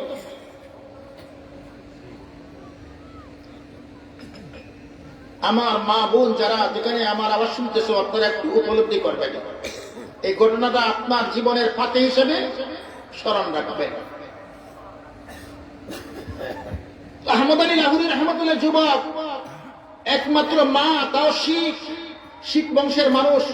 শিখরা কিন্তু মাথার চুল বেশি রাখে, শরীরে দুর্গন্ধ হয়, টুপি লাগায় আর একটা গুদা গাঢ়, জীবনে তারা গোসল করতে পারে না, একেবারে পচা গান্দা দুর্গন্ধ। ওই যে মুদি মারা গেল, মশলা মনে হয় এখন আছে, ওই মুদির মতো পচা গান্দা শরীর, শিখ জাতি। তো মা শিখ, যুবক মুসলমান হয়েছেন, কলিমা পড়ছেন। কলিমা পড়ার পরে ওনার মনের মধ্যে আকর্ষণ হইল যে আমি যাইয়া দেওবন্দ মাঝে ভর্তি হব। তো তিনি দেওবন্দ মাঝে ভর্তি হয়েছেন, লেখাপড়া করতে করতে টাইটেল পর্যন্ত পৌঁছেছেন। কিন্তু তার মা প্রত্যেক দিন মাদ্রাসায় আসিয়া মুফতি সাহেবের সামনে মুফতি সাহেব গালি দেয়, আর ছেলেকেও গালি দেয়, আর একেবারে কাচ্চা ভাষায় গালি গালাজ কইরা আবার চলে যায়। ওই ছেলেটা আমার খেদমত করতো, তোদের সুহবতে আসার কারণে আমার ছেলেটা এখন ওই লেখাপড়ার মধ্যে লাগছে, এখন আমার খেদমত করতে পারে না, আমার জীবন যাপন কেমনে চলবে এই খেয়াল নাই।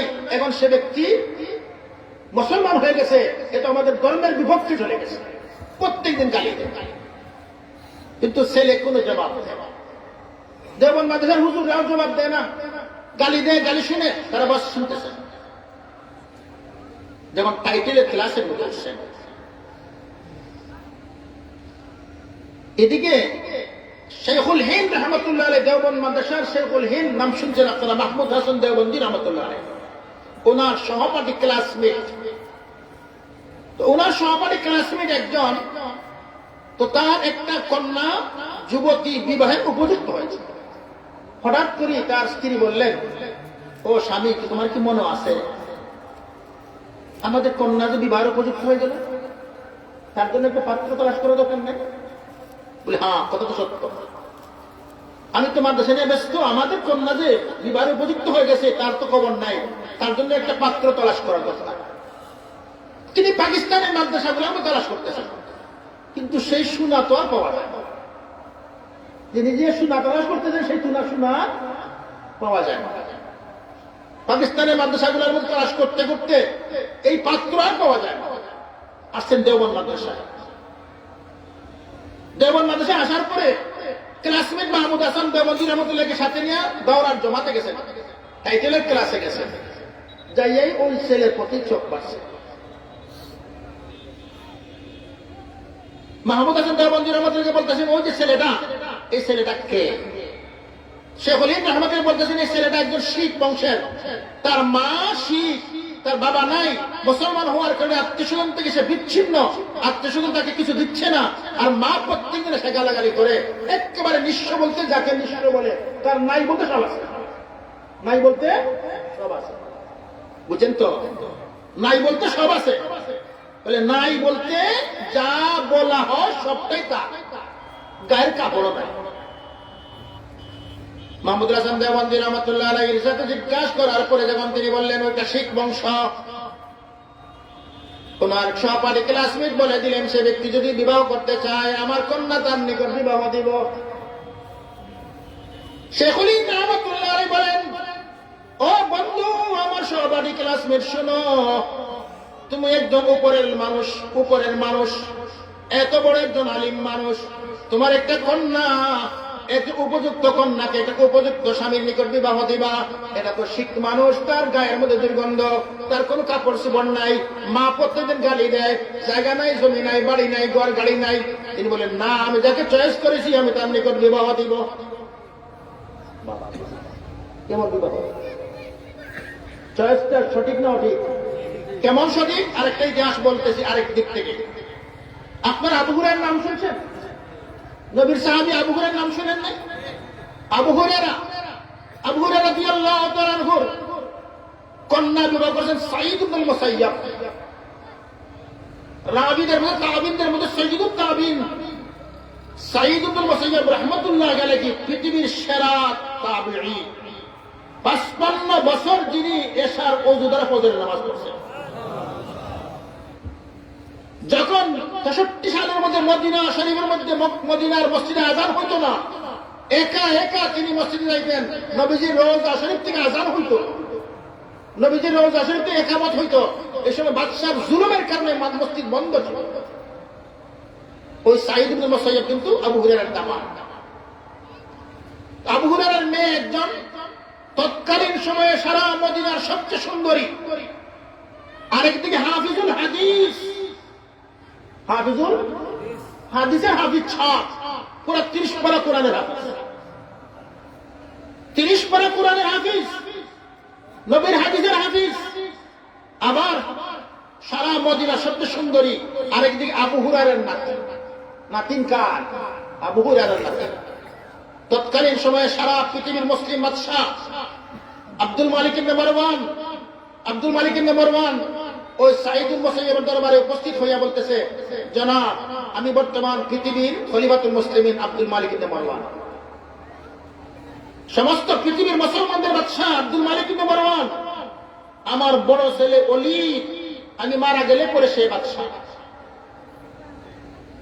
আমি চাই আমার ছেলে ওলীদের জন্য আপনার মেয়ে পুত্রবধূ বানিয়ে নিব, কন্যা, আপনার কন্যাকে আমার পুত্রবধূ,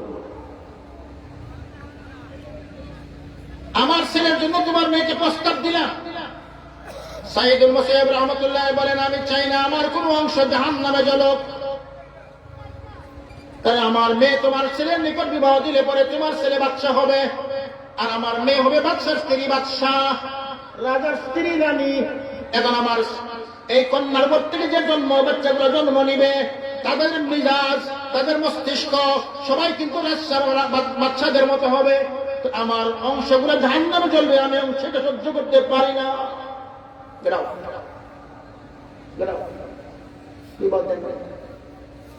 বিবাহ দেখবে বাদশার আম্পার কি বলে করেন, আমেরিকান জামাই পাইলে, হ্যাঁ আমেরিকান জামাই, লন্ডনী জামাই। এখন লন্ডনী জামাই যদি বুড়া হয়,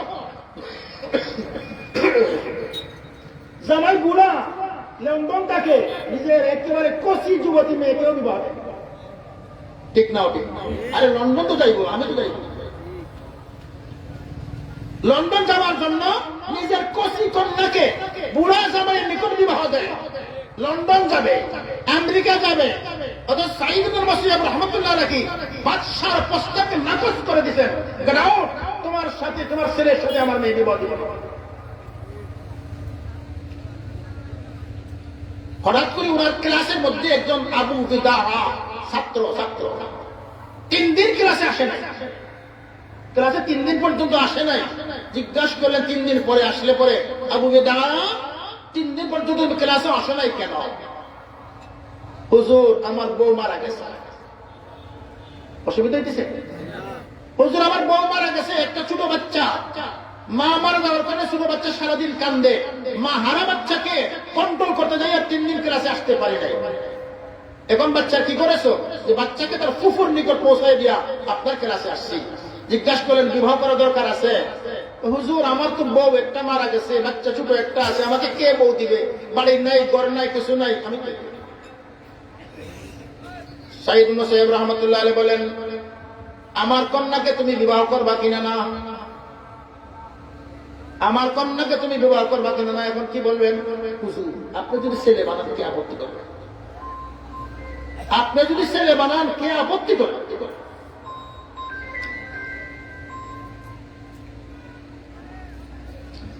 আপনি ছেলে বানাইলে তো কেউ আপত্তি করার কথা না। এই ছাত্রদের ডাক দাও, সব ছাত্রকে ডাক দিছে, আত্মপড়ায় মেয়েও জানে না, বোঝেন কিনা? বিবাহিত পুরুষ আবার শুধু একটা বাচ্চার সাথে দেখছেন, এটা মণিমুক্তা।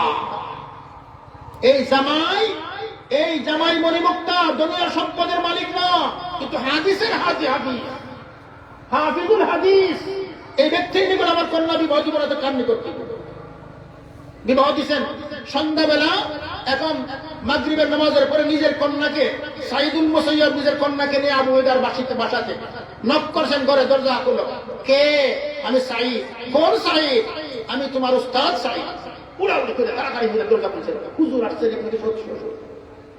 বলেন বাবা তুমি একজন একা মানুষ, তোমার হালাল স্ত্রী সহ একা, এই তোমার হালাল স্ত্রীকে নিয়ে আসলাম, তোমার স্ত্রীকে নাও।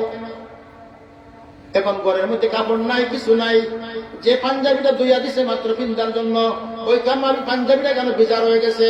পকেটটা কিছু টাকা দিয়ে বললেন বাবা খরচ করো, তোমার এবং তোমার স্ত্রীর জন্য খরচের ব্যবস্থা করো। অভাবী না ধনী? বোঝেন না মনে হয়? বাদশাহ না গরিব? কেন দিলেন? আমার এই মেয়ের ঘর থেকে যে সন্তানগুলা জন্ম নিবে সেরাও হবে আল্লাহওয়ালা। আমার মেয়ের ঘর থেকে যে সন্তান জন্ম নিবে তারা হবে ওলি, তারা হবে গৌস, তারা হবে আবদাল, তারা আল্লাহর সাথে সম্পর্ক রাখবে, দুনিয়ার সম্পদের প্রতি আকাঙ্ক্ষিত হবে না। দুনিয়ার সম্পদকে লাত্তি মারিয়া তারা দুনিয়া আল্লাহকে একা হাসিল করে নিবে। औलिया ने लाते मारी दौलत दुनिया पे जब, औलिया ने लाते मारी दौलत दुनिया पे जब, आ पड़ी पैरों पे उनकी सारे दुनिया सबके सब। আগে বলতেছিলাম হযরত আব্দুল আহমদ আলী লাহোরীর কথা মনে আছে কিনা? নাই? আপনার অসুবিধা হইতেছে? আহমদ আলী লাহোরী রাহমাতুল্লাহ আলাইহি এখন যখন মাহমুদ হাসান দেওবন্দি রাহমাতুল্লাহ সহপাঠী, তিনি যখন বললেন আমি তাকে চয়েস করেছি, তার নিকট আমার মেয়ে বিবাহ দিব, আগামীকালকে তোমার বিবাহ। অমত আছে কিনা? অমত নাই। এখন আমাদের দেশের মধ্যে কিন্তু ক্লাসমেট ছাত্র বিবাহ করলে রাত্রে ওকে কেমন যে ফুর্তি, ক্লাসমেট ছাত্র ফুর্তি কইরা একেবারে নাকে মুখে লাগাই ক্লাসমেট ছাত্র বিবাহ করবে, এই তুই তো কালকে বিয়া করবে, তোর তো আগামীকালকে বউ আসবে, ইত্যাদি ইত্যাদি। তো বিয়া তো করবে, ঠিক আছে, তোর পাঞ্জাবি খুব, আমাদের একটা ভালো পাঞ্জাবি আছে দেশের এনে, তোর তো পাঞ্জাবিও নাই। আমি কারো পাঞ্জাবি তার নিতে চাই না। তখন কিন্তু শেরওয়ানি শেরওয়ানি বাজারে পাওয়া যাইতো না, আর শেরওয়ানি নিবার তো অভিজ্ঞতা নাই, তো অভিজ্ঞতা নাই। কিন্তু আমার যা আসিস তাই আমার বর হিসাবে উপস্থিত হইব মজলিসে, এটা কিনতে আল্লাহর কি শান। পরের দিন সকাল 7টার থেকে মাহমুদুল হাসান রহমতুল্লাহ বোখারি পড়াইছেন 11টা পর্যন্ত, বোখারি পড়াইছেন 11টা পর্যন্ত। 11টা পড়ে তখন ছাত্র বলছে, তুই আজকে বিয়ার মধ্যে বসবে, আরো মেহমানরা আসবে, কম আজ কম পাঞ্জাবি ধুইয়া দে। এক সপ্তাহ হয়ে গেল, দোয়া তো নাই, পাঞ্জাবি তো ধুইয়া গেছ না, কথা তো এক সপ্তাহ হয়ে গেছে ময়লা, ধুইয়া দিলাম, ধুইয়া দিয়েছেন। 3টা শীতের দিন, আবার মেঘলা, জোহরের নামাজের পরে আসতো 11টার সময় দইলে এখান ফাইজে শুকাইবে, কি বলেন শুকাইবে নাকি? না, শুকাইবার তো প্রশ্নই আসে না।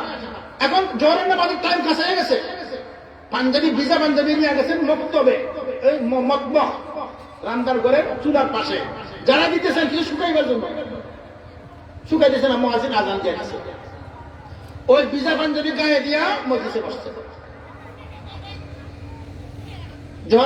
জোহরের নামাজ শেষ, শেখুল হিন্দ মাহমুদুল হাসান দেওবন্দি রহমতুল্লাহ আলাইহি ওই বড় ধনী মানুষ, বড় আলিম মানুষ, বড় আলিমের বড় সুন্দরী কন্যাকে আত্ম পড়ে দিয়ে দিচ্ছে। শ্বশুর দেখলেন, আরে আল্লাহ, আমার জামাই একটু গতকালকে যে পাঞ্জাবি দেখছিলাম আজকে ওইটা, ওই বেশ কম কি গতকালকে ছিল শুকনা আর আজকে হইল ভিজা। বুঝেন না মনে হয়? আজকে ভিজা, বোঝা গেল তার আর একটা দ্বিতীয় পাঞ্জাবিও নাই, ওটা দইয়া দিছে, ভিজা নাই ভিজছে। নারাজ নাই, বেজার নাই, খুশি, একজন পাত্র পাইছে। বিবাহ শেষ, টাইটেল ক্লাসের পরীক্ষা, বাৎসরিক পরীক্ষা শেষ। পরীক্ষা শেষ হওয়ার পরে তার স্ত্রীকে নিয়ে গেলেন নিজের বাড়িতে, একটু কুড়ে ঘর বানায় সেখানে থাকেন। 1 মাস পরে যখন স্ত্রী তার মায়ের বাড়িতে মার সাক্ষাতের জন্য গেছেন, মা জিজ্ঞাসা করলেন, ও মা, যে পাত্রের নিকট তোমাকে বিবাহ দেওয়া হয়েছে, পাত্রকে তুমি কেমনে পাইলা? ওই কন্যা জবাব দিলেন, আল্লাহ আমার আল্লাহ জান্নাতের মধ্যে যাদেরকে জান্নাতি স্বামী দিবেন, নেককার মহিলারা জান্নাতে গেলে পরে জান্নাতের স্বামী পাইবে। আমার আল্লাহ দুনিয়ার জীবনে আমাকে জান্নাতি স্বামী দিয়া দিয়েছে। অথচ কিতাবে লেখেন 2 দিন 3 দিন 4 দিন যায়, কানা নাই, টাকার মতো ব্যবস্থা নাই, উপযুক্ত বালিশ নাই, বিছানা নাই। কিন্তু এরপরে যখন নিজের কন্যা মায়ের নিকট রিপোর্ট দিলেন, আম্মা জান, জান্নাতে গেলে পরে মানুষ জান্নাতি স্বামী পাইবে, মহিলার জান্নাতি স্বামী পাইবে, আমি সেই জান্নাতি স্বামী পাইয়া গেছি। আমার আল্লাহর নিকট এমন কথা পছন্দ হয়েছে। শেষ পর্যন্ত আহমদ আলী লাহোরী রহমতুল্লাহ কেমন হয়েছে, তখন সারা পৃথিবীর সমস্ত মুসলিম রাষ্ট্রদের রাষ্ট্রপতিদের পক্ষ থেকে বড় অঙ্কের হাদিয়া, আপনার কার্টুন আঙ্গুর, আপেল আর আপনার বিভিন্ন ফলগুলা তাইফ থেকে দরখাস্তর মাধ্যমে ওনার বাড়িতে পৌঁছানো হয়তো, হুজুর আমি একটু আপেল দিতে চাই, আমি একটু আঙ্গুর দিতে চাই, আপনার জন্য একটা অমুক ফল দিতে চাই, অমুক ফল দিতে চাই, আপনার জন্য এক সেট কাপড় দিতে চাই, আপনার স্ত্রীর জন্য হীরার চড়ি দিতে চাই, অলংকার দিতে চাই। বুঝেন কিনা? এখন কি তৎকালীন সময় ওনার এলাকার জমিদার যারা ছিল, জমিদারের কন্যা, জমিদারের মা, জমিদারের স্ত্রী আহমদ আলী লাহোরী রহমতুল্লাহর ঘর পরিষ্কার করার জন্য সিরিয়াল নিতে, সিরিয়াল, আজকে আমি হুজুরের বাড়িতে পরিষ্কার করব, আরেকজন ও সিরিয়াল নিতে, হুজুর আগামীকালকে আপনার বাড়িটা পরিষ্কার করে দিন। জমিদারের স্ত্রীরা, জমিদারের কন্যা, কথা বুঝেছি কিনা? একটা মহিলা কেমন জবাব দিয়েছে যে আমি জান্নাতি স্বামী পেয়েছি, আর এমন আল্লাহ খুশি হয়েছে। মহিলা কৃতজ্ঞ না অকৃতজ্ঞ? কৃতজ্ঞ না অকৃতজ্ঞ? কৃতজ্ঞ। কৃতজ্ঞ থাকার কারণে সেই দুনিয়ার জীবনে কেমন শান্তি হয়েছে। জীবনে কাপড় দিতে হয় নাই, জীবনে বিছনা পরিষ্কার করতে হয় নাই, জীবনে ড্রেস পরিষ্কার করতে হয় নাই। খাদিম নিজে নিজে মানুষ খাদিম হইয়া ওনার কাপড় ধুইয়া দেয়, ওনার বিছনা পরিষ্কার করে, ওনার ড্রেস পরিষ্কার করে, ওনার ঘর পরিষ্কার করে, একেবারে বাদশার উপর বাদশা। বুঝেন কিনা? না औलिया ने लात मारी दौलत दुनिया पे जब आ पड़ी पैरों पे उनकी सारी दुनिया सबके सब। ও আমার মার বোনেরা শোনো, তোমাদের জন্য জান্নাত কিন্তু সহজ। নবী করিম বলেছেন, আরেকটা কথা মনে রাখবেন, এটা বেশি দরকারি, এটা খুব দরকারি। আপনারা যুবক যারা রয়েছেন, বিবাহ করেছেন বা করেন নাই, স্মরণ রাখবেন। قال رسول الله صلى الله عليه وسلم المرأة إذا استعطرت مرت على قوم ليجدوا ريحها فهي زانية।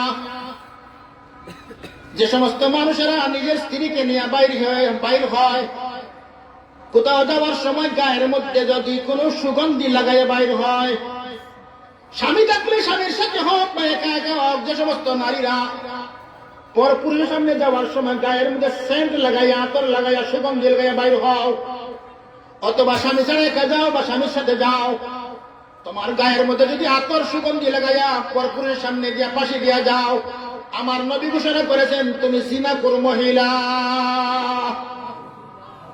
আমার নবী ঘোষণা করেছেন তুমি জিনাকুর মহিলা। আর যে স্বামী তার স্ত্রীকে এমন ভাবে গায়ের মধ্যে আতর লাগাইয়া বাইরে লইয়া গেল, ওই স্বামী হইল দায়ুস। স্বামী কি বুঝেন না? সমাজ আছে না নাই? কারণ তুমি তোমার স্বামী ছাড়া কাউকে তোমার সৌন্দর্য দেখাইবার মতো যোগ্যতা শরীয়ত তোমাকে দেয় নাই। তোমার শরীরের গ্রাণ একমাত্র তোমার স্বামীকে দেখাইবা, সেই স্বামীকে শুঙ্গাইবা। স্বামী ছাড়া অন্য কোনো মানুষের সামনে গেলে পরে তুমি জিনাকুর মহিলা, একদম বাজারি প্রতিটা মহিলার তোমার মধ্যে সমান। قال رسول الله صلى الله عليه وسلم أيما امرأة استعطرت فمرت على قوم ليجدوا ريحها। যে মহিলারা গায়ের মধ্যে আতর লাগাইয়া, সুগন্ধি লাগাইয়া, অথবা এ জাতীয় সেন্টমেন্ট লাগাইয়া যারা কোন পুরুষের সামনে দিয়া যায়, পুরুষের নাক টানে, বুঝেন না? মনে হয় পুরুষের নাক টানছে, তো তুমি কিন্তু জিনাকুর হয়ে গেছো। তোমার স্বামী কিন্তু জিনাকুরের স্বামী। তোমার স্ত্রী একজন পতিতা আর স্বামী হয়ে গেল দায়ুস।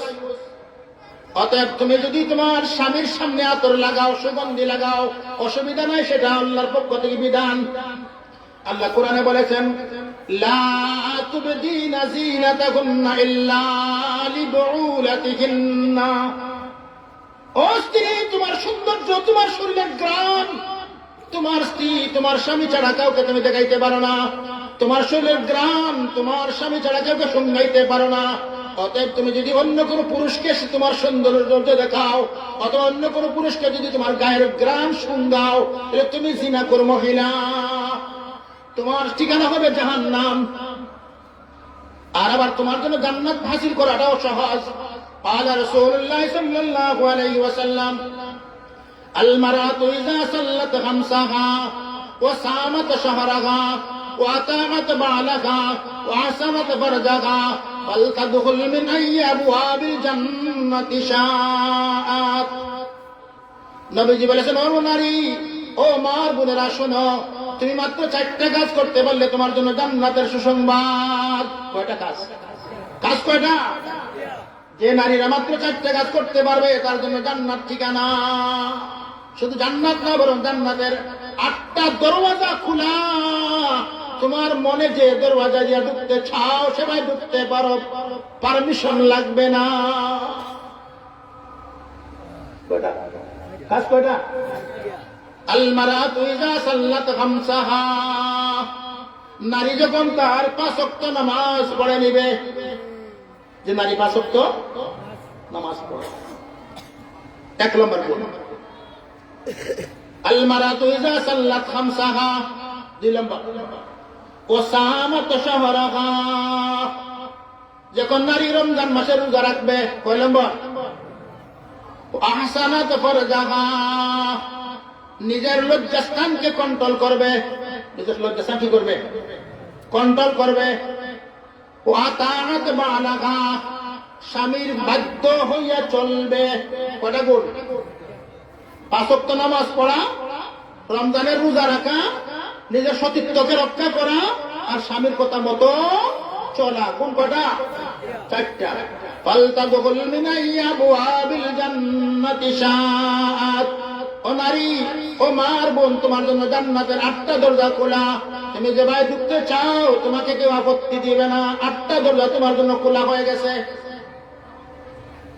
এর মধ্যে 4টা গুণের থেকে যদি কোনো একটা গুণ তোমার মধ্যে না পাওয়া যায়, তাহলে তুমি জান্নাতি না। তোমার জন্য জান্নাত না, তোমার জন্য জাহান্নাম। সবচেয়ে বড় কথা হলো নারী জাতি এরা জান্নাতে যাওয়া সহজ, আবার জাহান্নামে যাওয়াও সহজ। একটা কথা বলি, আল্লাহ রাব্বুল আলামিন যখন ইবলিস শয়তানকে, ইবলিস মিস্টার ইবলিসকে যখন আল্লাহ রাব্বুল আলামিন জান্নাতি বহিষ্কার করে দিলেন, অসুবিধা হইতেছে? ইবলিসকে যখন আল্লাহ জান্নাতি বহিষ্কার করে দিলেন, তখন সে দোয়া করে, রাব্বি আনজিরনি ইলা ইয়াউমিন ইউবাসুন। দোয়া করে আল্লাহর নিকট দরখাস্ত, আল্লাহ কিয়ামত পর্যন্ত আমাকে হায়াত দাও। দিলাম। ফাইন্নাকা মিনাল মুনজারিন। আল্লাহ কত দোয়া কবুল করছি, দিলাম তোকে হায়াত, দাও। হায়াত তো দিছো, ঠিক আছে। আমি তো চিরস্থায়ী জান্নাতি বহিষ্কার হয়েছি। আমি মুআল্লিমুল মালায়েকা ছিলাম, ফেরেশতাদের শিক্ষক ছিলাম।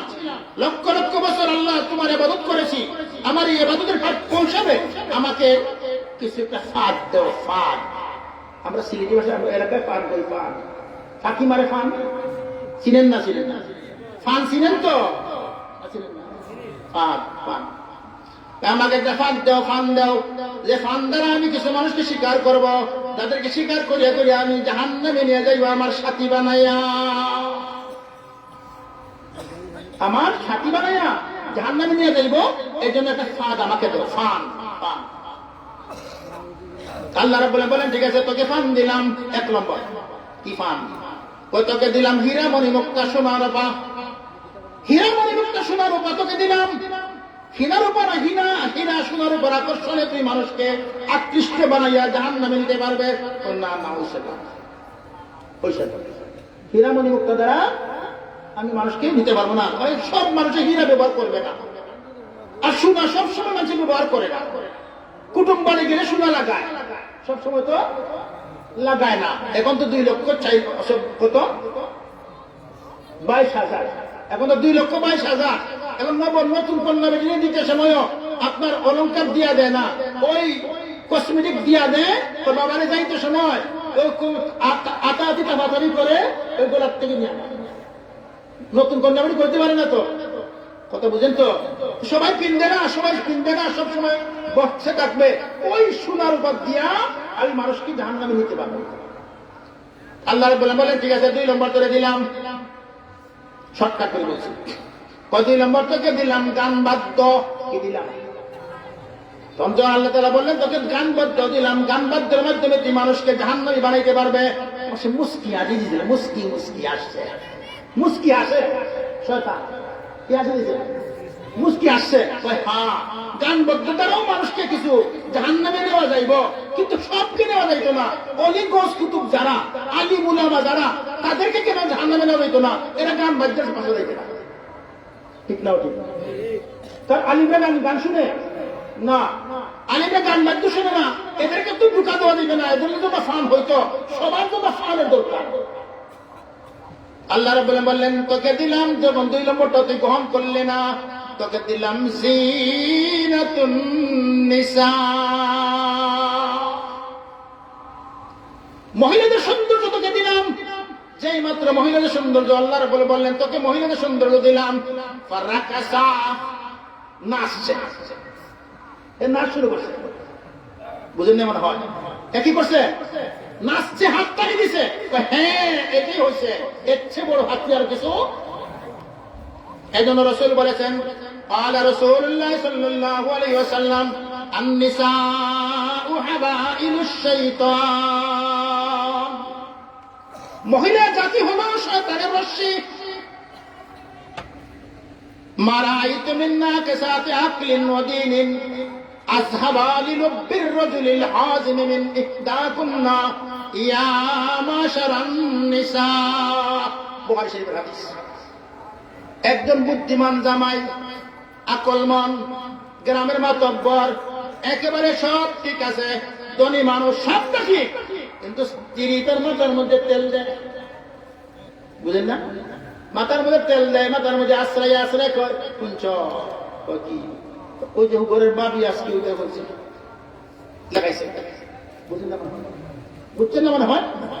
গ্রামের বিবেকবান মানুষ, বুদ্ধিমান মানুষ, আকল বিবেক সব ঠিক আছে, সবটা ঠিক, আর কান কথা কইছে, শুনছ তোমার ভাইয়ে ওই কথা কইছে, লাগাইছে, ভাইয়ে ভাই লাগাইছেন, লাগাইছে না, বুঝলেন না মনে হয়? হাসানা দিশা কথা সত্য না মিথ্যা? তাইলে বাইয়ে বাইয়ে বেদন, রক্তরি বাদন, যদি হয় সেদন নারীর কারণ। বাইয়ে বাইয়ের সম্পর্কটা নষ্ট করে কে? কে? নারী।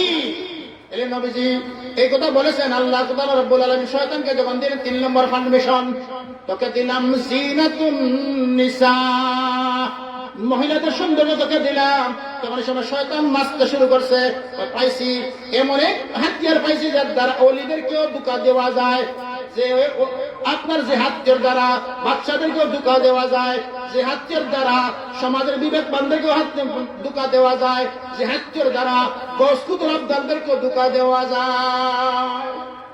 দেওয়া যায় কিনা? নারী জাতি এমন এক জাতি, যে জাতির দ্বারা যে কোনো স্তরের মানুষ হোক তাকে ধ্বংস করা, পথভ্রষ্ট বানানো সহজ। কথা বুঝছেন কিনা না? এখন এই শয়তানের রশ্মি কিন্তু আল্লাহ নারীদেরকে বলছেন, ও নারী জাতিরা শোনো, সাবধান। একদিকে একটা কথা মনে রাখবা, কোন নবী রাসূলের স্ত্রী হইয়াও যদি শরীয়তের খেলাফ কাজ করো, নবী রাসূলের স্ত্রী তুমি, অলিদের তো প্রশ্নে আসে, নবী রাসূলের স্ত্রী, কিন্তু তুমি যদি শরীয়তের খেলাফ কাজ করো তোমার ঠিকানা জাহান্নাম। আল্লাহ কোরআনে বলেছেন, وَضَرَبَ اللَّهُ مَثَلًا لِّلَّذِينَ كَفَرُوا امْرَأَتَ نُوحٍ وَامْرَأَتَ لُوطٍ كَانَتَا تَحْتَ عَبْدَيْنِ مِنْ عِبَادِنَا صَالِحَيْنِ فَخَانَتَاهُمَا فَلَمْ يُغْنِيَا عَنْهُمَا مِنَ اللَّهِ شَيْئًا وَقِيلَ ادْخُلَا النَّارَ مَعَ الدَّاخِلِينَ। কোরআনের উপর কোরআন শরীফে আল্লাহ রাব্বুল আলামিন বলেছেন, শোনো, তুমি যদি নবীর স্ত্রী হও, অলির স্ত্রী হও, গোস কুতুবের স্ত্রী হও, অলির স্ত্রী, আবদালের স্ত্রী, আলিমের স্ত্রী যদি হও, কিন্তু তুমি যদি শরীয়তের খেলাফ কাজ করো, তুমি যদি আল্লাহর বিধানের খেলাফ চলো, তাহলে তোমার স্বামীর কারণে তুমি জান্নাত পাইবে না, তোমার ঠিকানা জাহান্নাম। ঠিকানা কোথায়? ঠিকানা কোথায়? জাহান্নাম। আল্লাহ কোরআনে বলেছেন, وَضَرَبَ اللَّهُ مَثَلًا لِّلَّذِينَ كَفَرُوا امْرَأَتَ نُوحٍ وَامْرَأَتَ لُوطٍ। নবী দুজন, নবী কয়জন? একজন হলো নূহ আলাইহিস সালাম, নূহের স্ত্রীর নাম ওয়াগেলা। আরেক নবীর নাম লূত আলাইহিস সালাম, লূতের স্ত্রীর নাম ওয়ালেহা। কয় স্ত্রী? এরা নবী, নিঃসন্দেহে নবী, তারা জান্নাতি। জান্নাতীরা জাহান্নামী।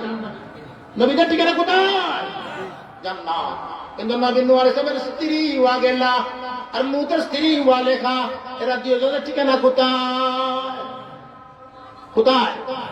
জাহান্নাম। আল্লাহ কুরআনে উদাহরণ দিয়েছেন, وَضَرَبَ اللَّهُ مَثَلًا لِّلَّذِينَ كَفَرُوا امْرَأَتَ نُوحٍ وَامْرَأَتَ لُوطٍ। আর এর বিপরীতে আসেন, আপনার স্বামী একজন জুয়াখোর, আপনার স্বামী একজন মদখোর, আপনার স্বামী একজন বেটিখোর, আপনার স্বামী একজন অকর্মা, আপনার স্বামী একজন সর্বশ্রেষ্ঠ নিকৃষ্ট ব্যক্তি। আপনি যদি শরীয়তের উপর থাকতে পারেন, কি করতে পারেন? আপনার স্বামী যত বড় অন্যায়কারক, যত বড় নাফরমান হোক না কেন, জুয়াখোর, মদখোর, গাঁজাখোর, যাই হোক না কেন, আপনি কিন্তু যদি আপনাকে আল্লাহর ডর আর ভয় নিয়ে যদি আপনি শরীয়তের উপর থাকতে পারেন, আপনার ঠিকানা জান্নাত। আপনার ঠিকানা কোথায়? স্বামী নাফরমান, স্বামী কাফির, স্বামী বেঈমান, স্বামী বিধর্মী, কিন্তু তুমি শরীয়তের উপর আছো, তোমার ঠিকানা আল্লাহ কোরআনে বলেছেন وضرب الله مثلا للذين كفروا وضرب الله مثلا للذين آمنوا امرأة فرعون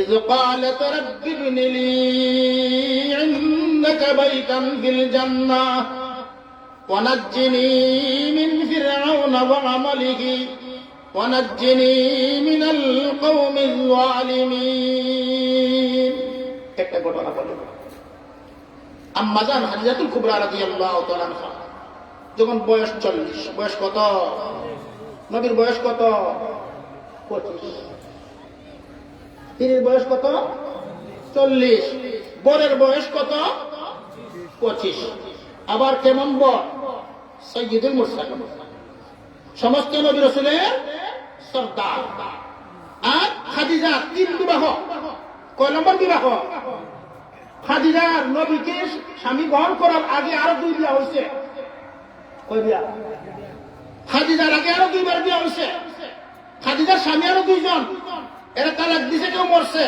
3 নম্বর বউ নবীজি একেবারে যুবক কোন কন্যাকে বিবাহ করেন নাই আর নবীজি 25 বছরের যুবক খাদিজার বয়স 40 বিয়া করছে যাক সংসার হয়েছে ছেলে মেয়ে জন্ম নিয়েছেন এখন খাদিজার যখন মৃত্যুর সময় হয়েছে এখন আল্লাহর রাসূল বললেন খাদিজা তুমি যখন জান্নাতে যাইবা জান্নাতে গেলে পরে তোমার 200 কে আমার সালাম দিবা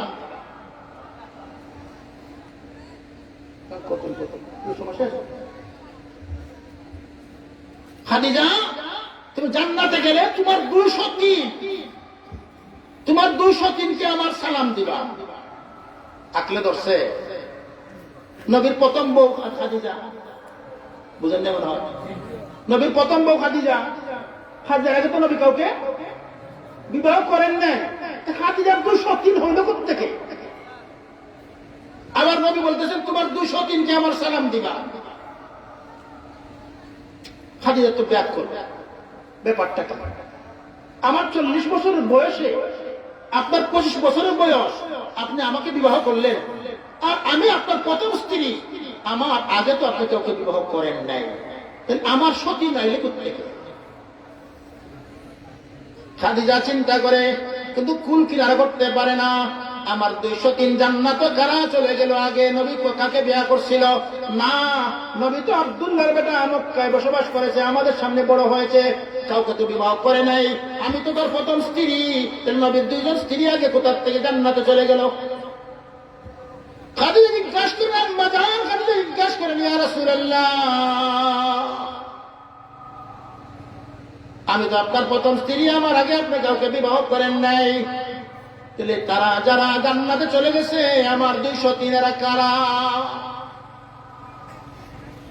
রাসূল করিম বললেন তোমার 203 জান্নাতে উপস্থিত এখনো আছে 103 এর নাম আসিয়া আর 103 এর নাম মরিয়ম কেমনে মরিয়ম আর আসিয়া 2 জন জান্নাতে কেমনে গেল কেন হলো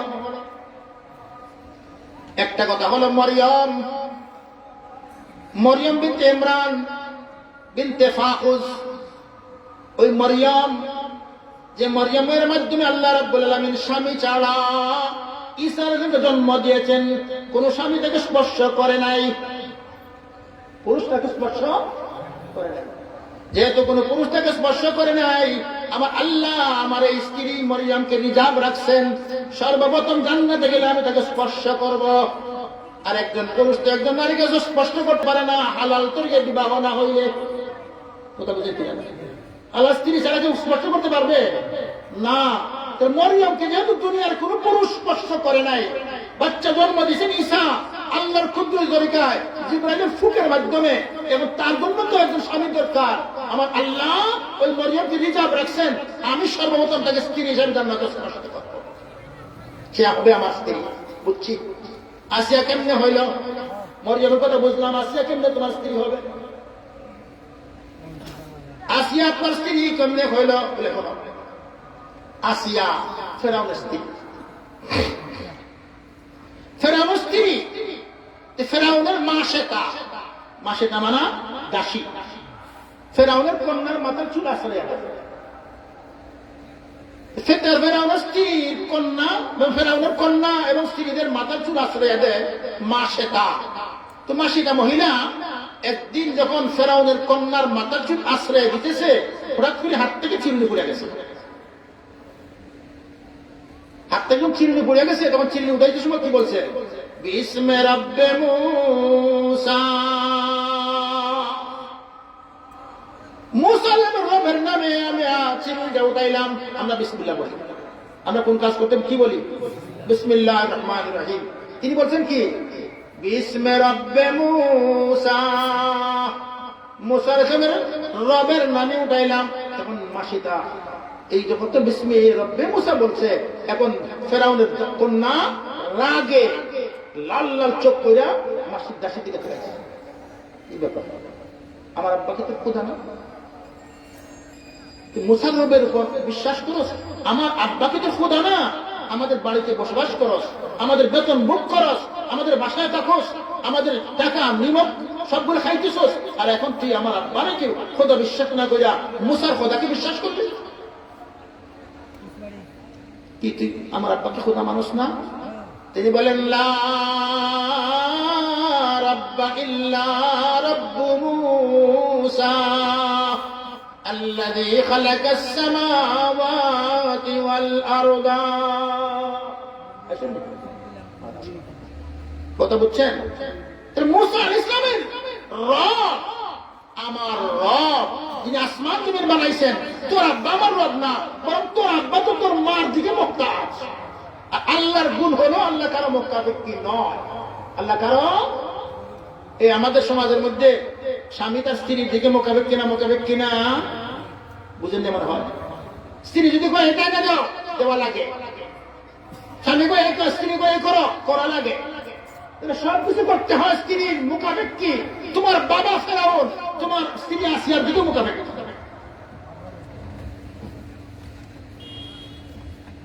কথা বুঝছেন কিনা? তোমার আব্বা মুখাপেক্ষী হয়ে খোদা হইতে পারে না, আর খোদা ওই ব্যক্তি যে কারো মুখাপেক্ষী নয়। ওই হযরতে মূসা আলাইহিস সালামের উপর মা সেটা ঈমান নিয়ে আসছিল। ঈমান নিয়ে আসার পরে ওই ফেরাউন করছে কি, কই দেখো তুই আমাকে খোদা বিশ্বাস করস না? না, তা তো অবশ্যই না। তুই কাকে বিশ্বাস করস? কই মূসার খোদা আমার খোদা। তোকে দৃষ্টান্তমূলক শাস্তি দিব। আমার ঘরে থাকুস, আমার খানা খাস, আমার বেতন বুক করস সবটা, আর এখন তুই আমাকে খোদা বিশ্বাস করস না? জল্লাদ তাড়াতাড়ি আয়। জল্লাদকে ডাক দেওয়া হয়েছে। আসার পরে বাস তার দুই হাত দুই পায়ের মধ্যে পেরাক মারছে। পেরাক মারার পর নির্যাতন চলছে। উজির কয় না জমা, এমনি কাজ হবে না, সুজা আঙ্গুলে ঘি উঠে না, বেকা আঙ্গুলে কি হবে, বুঝেন কিনা? না, দেখা করতে হবে। কি ওই মাসে তার ঘরে একটা ছোট শিশু বাচ্চা আছে, তাকে আইনে তার জবাই, তার সামনে জবাই কর। জবাই করলে তখন বাচ্চাকে রক্ষা করতে দিয়ে আসে, তোকে খোদা বিশ্বাস করবে। বাচ্চাকে নিয়ে আনা হয়েছে, শর্টকাট করছে, মেহমান চলে আসছে, বাচ্চাকে জবাই করে আসছে। এদিকে মাসেটাকে তো উলঙ্গ, শরীরের মধ্যে কাপড় নাই, কাপড় না অবস্থার মধ্যে বুকের স্তন বাইরে হয়েছে, আর এতদিন পর্যন্ত দুধ খাচ্ছে না। বাচ্চাকে যখন আনিয়েছে আর মাস তোরের উপর ছাড়ছে, বাচ্চা তো দুধ খাইতে শুরু করছে। বাচ্চা তো দুধ বুঝে। এমত অবস্থায় বাচ্চাকে যখন তার বুকের উপর জবাই করছে, জবাই করার পরে তার শরীর থেকে রক্ত দুই দিকে গড়াইয়া পড়তেছে। শেষ পর্যন্ত মাসিটাকেও জবাই করা হলো, মাসিটাও বিদায়। এখন করে যাই আসে, আসিয়াকে বলে আজকে বড় একটা কাজ করছি। কি করছো? আজকে দৃষ্টান্তমূলক শাস্তি দিছি। আমাকে খোদা মানছিল না আমাদের মাসিরা, তাকে এমন এমন শাস্তি দিছি, তাকে তার বাচ্চা সহ জবাই করছে। আসিয়া কয়তো এবার মারাত্মক কাজ, অন্যায় কাজ করছে। একজন মাসুম মানুষকে হত্যা করেছ, যে সে ব্যক্তি ঈমান আনছিল আল্লাহর উপর, মূসার খোদার উপর ঈমান আনার কারণে তাকে হত্যা করেছো, তুমি অন্যায় কাজ করেছো। আমি তোমার এই অন্যায়কে সমর্থন করতে পারি না। শেষ পর্যন্ত তুই মুসলমান? হ্যাঁ আমি মুসলমান, আমি মূসার খোদাকে বিশ্বাস করি। তুমি খোদা হতে পারো না, তুমি স্বামী ঠিক আছো, কিন্তু খোদা নয়। বাস্তবিকতা শেষ পর্যন্ত আদেশ করছে সেই আসিয়াকে নেওয়ার জন্য। প্রথমে আসিয়াকে আদেশ করছে উলঙ্গ করা। রানী বাদশার স্ত্রী, লজ্জা লাগবে না? লাগবে না? জনগণের সামনে থেকে হল করার ভিতরে যখন উলঙ্গ করা হয়েছে, উলঙ্গ করার পরে বাস এখন বলতেছে কি তাকেও হাতে পায়ে আপনার পেরাক মারা। পেরাক মারার পরে একে অতিরিক্ত শাস্তি স্বরূপ তার শরীর থেকে খুব দিয়া চামড়া উঠানো।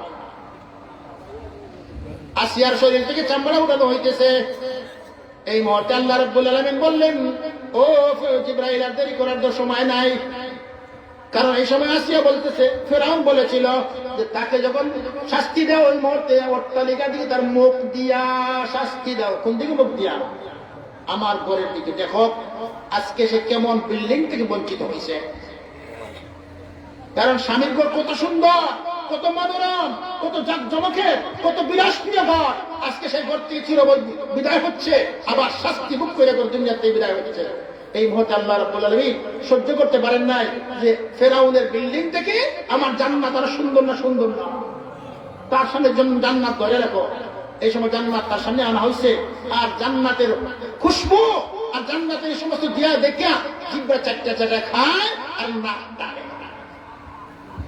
এই মুহূর্তে আসছি আর মনের মধ্যে আসছে বলে, আল্লাহ এত পৃথিবীর বাদশা ছিল ফেরাউন, আমি মারা গেলে পরে আমার তো একজন বাদশা স্বামীর দরকার। বাদশা স্বামী?